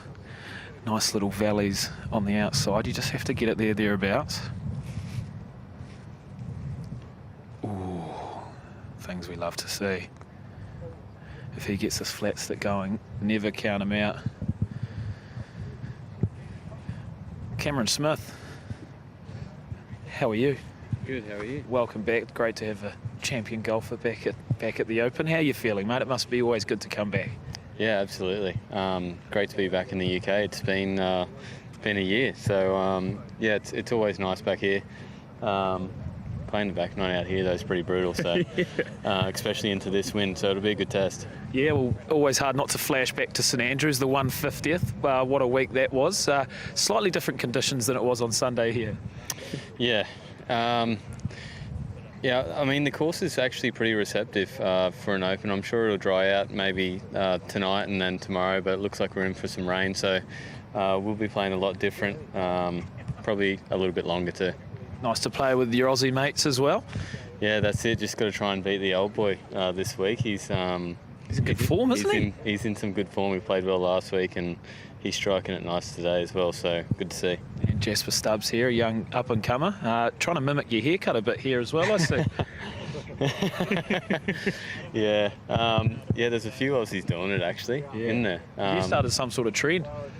I don't know if I started it, but I can't claim it. But yeah, he's a great kid and really bright future ahead of him. He's hitting it pretty nice as well, so it's good that he can play these tournaments because it's a great experience, isn't it? Nice. And you mentioned first time back in the UK in a year. How hard is it to travel the world, play all these different courses and then come back and try and win at a tough links course? Yeah, I think that's why we love it. I think because we play a style of golf that's so different all year, and then we get to be creative again almost. So it's I think the creative guys really like it. It kind of brings back the kid in me a little bit out here as well, so hitting different shots around the green specifically, we rarely putter off the green, 4 irons off the green, stuff like that. It's really cool. All right, Cam, I'll let you get back to your research, mate, but thank you very much for your time as per usual. Thanks, mate. Cheers.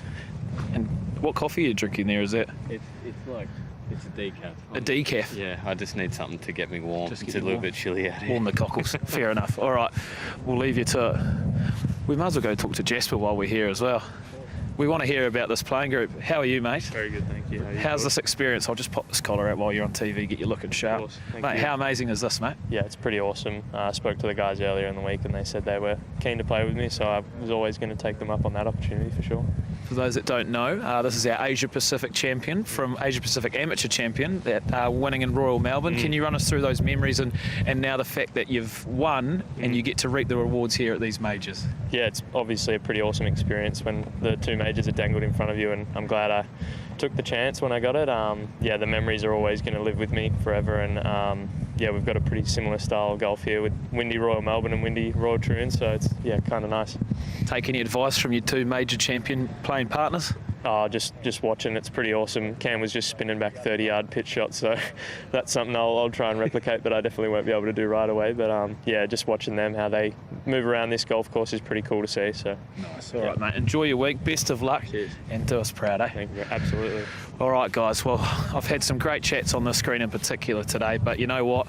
As Cam Smith said, it's absolutely freezing out here. I might go get a decaf mocha, hold the milk flat white with a bit of oat on the side, or just a beer. We'll see you later.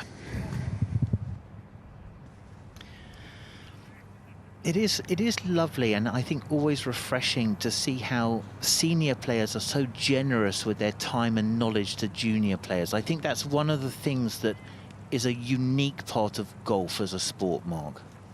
Yeah, absolutely, and I think there was no greater thrill than to come to a major championship and be able to play maybe 9 holes with one of your heroes. I was so lucky to play 18 holes of golf, my first round of golf ever at Augusta with the great Seve Ballesteros.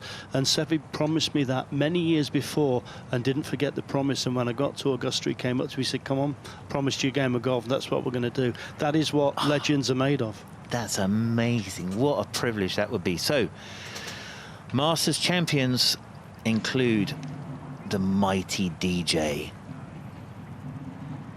You put him in the sort of that. He hasn't played amazingly well for a little bit, but you'd still put him into the. He's got a wow, hasn't he?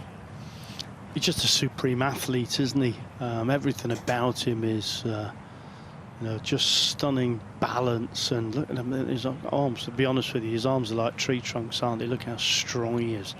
And you know, over the years, he softened his wedge game down, and that's what changed everything for him. He always had the power, always had the length, but the softening of the wedges and the just hitting these wedges in a little bit left to right, Simon, changed everything. Yeah, well, it was Butch Harman who said, okay, listen, just do this. Now, here we go. DJ is out. We have simmed him over to the 8th hole, the Postage stamp. Let's have a look and see how he would be doing. Ball comes in. Oh, he's got a lot of balls in play, so this is the perfect number. You can see what is the width, what is the playing width, Mark, of the Postage stamp? Is it 15 feet from this? Is it 7 feet? Got me diving, because obviously I have played Royal Troon at the Open Championship a couple of times. Is it 7 feet right and left of the centre axis? It seems when you're on the tee, it seems like there isn't a green there. That's it's one of the great par 3s in the top 5 par 3s for me in the world. Yeah, I'd agree with that. And it's 123 yards or whatever. Yeah. Yeah, it's just a masterpiece of what nature can create. Yeah, and that is what you see at links golf courses. So, Dustin Johnson, does he have the spark to turn sort of not a lot of form? Can he turn on the magic on a course like this? I mean, nearly won at Royal St George's. Yeah, good shout. Great players have that ability, don't they? They find something and they ride the wave, so to speak. And you know, when they come down the stretch, they know the feelings, they know the thought processes, they know what they have to do to get the job done. So you never say never. Form is, you know, you don't.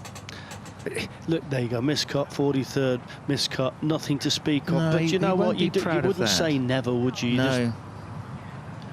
He wouldn't be proud of that. I think the Masters missed the cut is a sign that your game needs to upgrade a little bit. So DJ, I mean, all the talent in the world, and a guy who works incredibly hard at it as well. So we're hoping that a visit to Royal Troon gives a spark to DJ, and we see some more amazing magic for that pair of hands. He gave us such a treat for a number of years. He definitely was for a while the man to beat. And swagger, he's got a great walk, hasn't he? Clint Eastwood. Yeah, gunslinger, and DJ. Got a gunslinger's walk. Yeah, I love that. Yeah, absolutely. Yeah. He'd be great in a Wild West movie, wouldn't he? Yeah. So he'd be a hero. Let's have a look at this. Just little drop fades. Yeah, that's it. It's a drop fade. That's what I call it. It's, you know, that's where it's all of that power is turned into control, isn't it now? There is numbers. You can see from the apex just dropping to the right. DJ. The 17 feet of curve's quite a lot, Simon, over that sort of distance, isn't it? It is quite noticeable when you stand behind him and you watch him hitting these wedges and these three-quarter shots, just how much it is a fade. Yeah, oh yeah. Very much kind of like a left divot. Claude in close attendance there, Simon. Yes. The job he's done with DJ over the years. Yeah, amazing. The great Butch Harman, our dear friend, for many, many years. I'd call him the man, wouldn't you? Butch Harman was the man. Yeah, somebody that just makes you smile when you're with him. I often remember many happy hours with him. Shared a house with him at Kiawah Island at the PGA Championship, and I don't think I stopped laughing the entire week. We were giggling like children most of the time. Wonderful sense of humour, lovely man.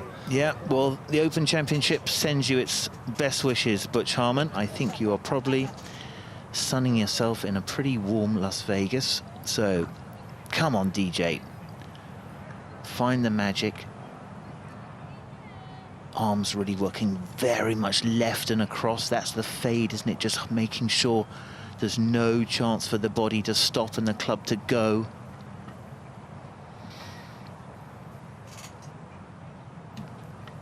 So it's been a pretty eventful Tuesday.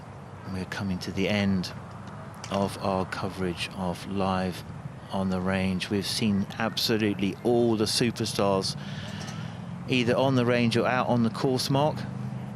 Yes, isn't it fascinating to see all the differences in the routines, how they go about their practice, and there's a lot more to come in the coming days.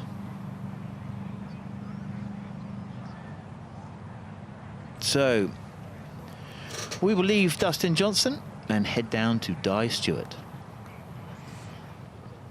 Oh, thank you very much, Simon. And we are joined once again by the Claret Jug, who will lift this on Sunday, who will be top of those yellow scoreboards. It is such an iconic jug, it really is. We've had a brilliant day here in the range. Pete, you're here for the first time. Yes, indeed. Yeah, we've got Dustin Johnson behind us. To our left-hand side, Liam Nolan, who came through qualifying just up the road, wasn't it? Yeah, it's one of the really cool stories about the Open, the fact that you do get amateurs coming through qualifying. So Liam qualified at Dundonald, which is about 6 drivers that way. Yeah. Managed to kind of hold the pot on the last. Do you know what? It's a beautiful course. I've just remembered I played it actually last October. Absolutely fantastic. Did you know that 11,807 balls were hit on this range yesterday, and 30 of them went over the back fence into the car park?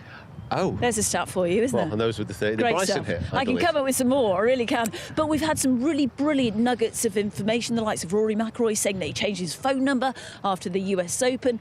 We've had inside analysis about Ludvig Aberg. So much going on. And we are back for Live at the Range tomorrow morning at 9 o'clock. Pete, I'm sure you'll be with me at some point. Certainly will be. But day 2, a quick wrap-up of how your day's gone. I mean, today there was definitely a ramp up in as far as how busy it was today. Like all the players have come over for the Scottish, everyone's flown in, everyone's just excited, and the course was rammed. Everyone just wanted to get out there and actually see what they were facing this week. It's amazing. This is the 10th staging of the Open Championship here at Royal Troon, and from the sun setting, my goodness, I really wanted to stay it this way for the next few days. Come round here, Pete. We're going to wave goodbye to that camera up there. From all of us, we'll see you tomorrow morning at 9 a.m.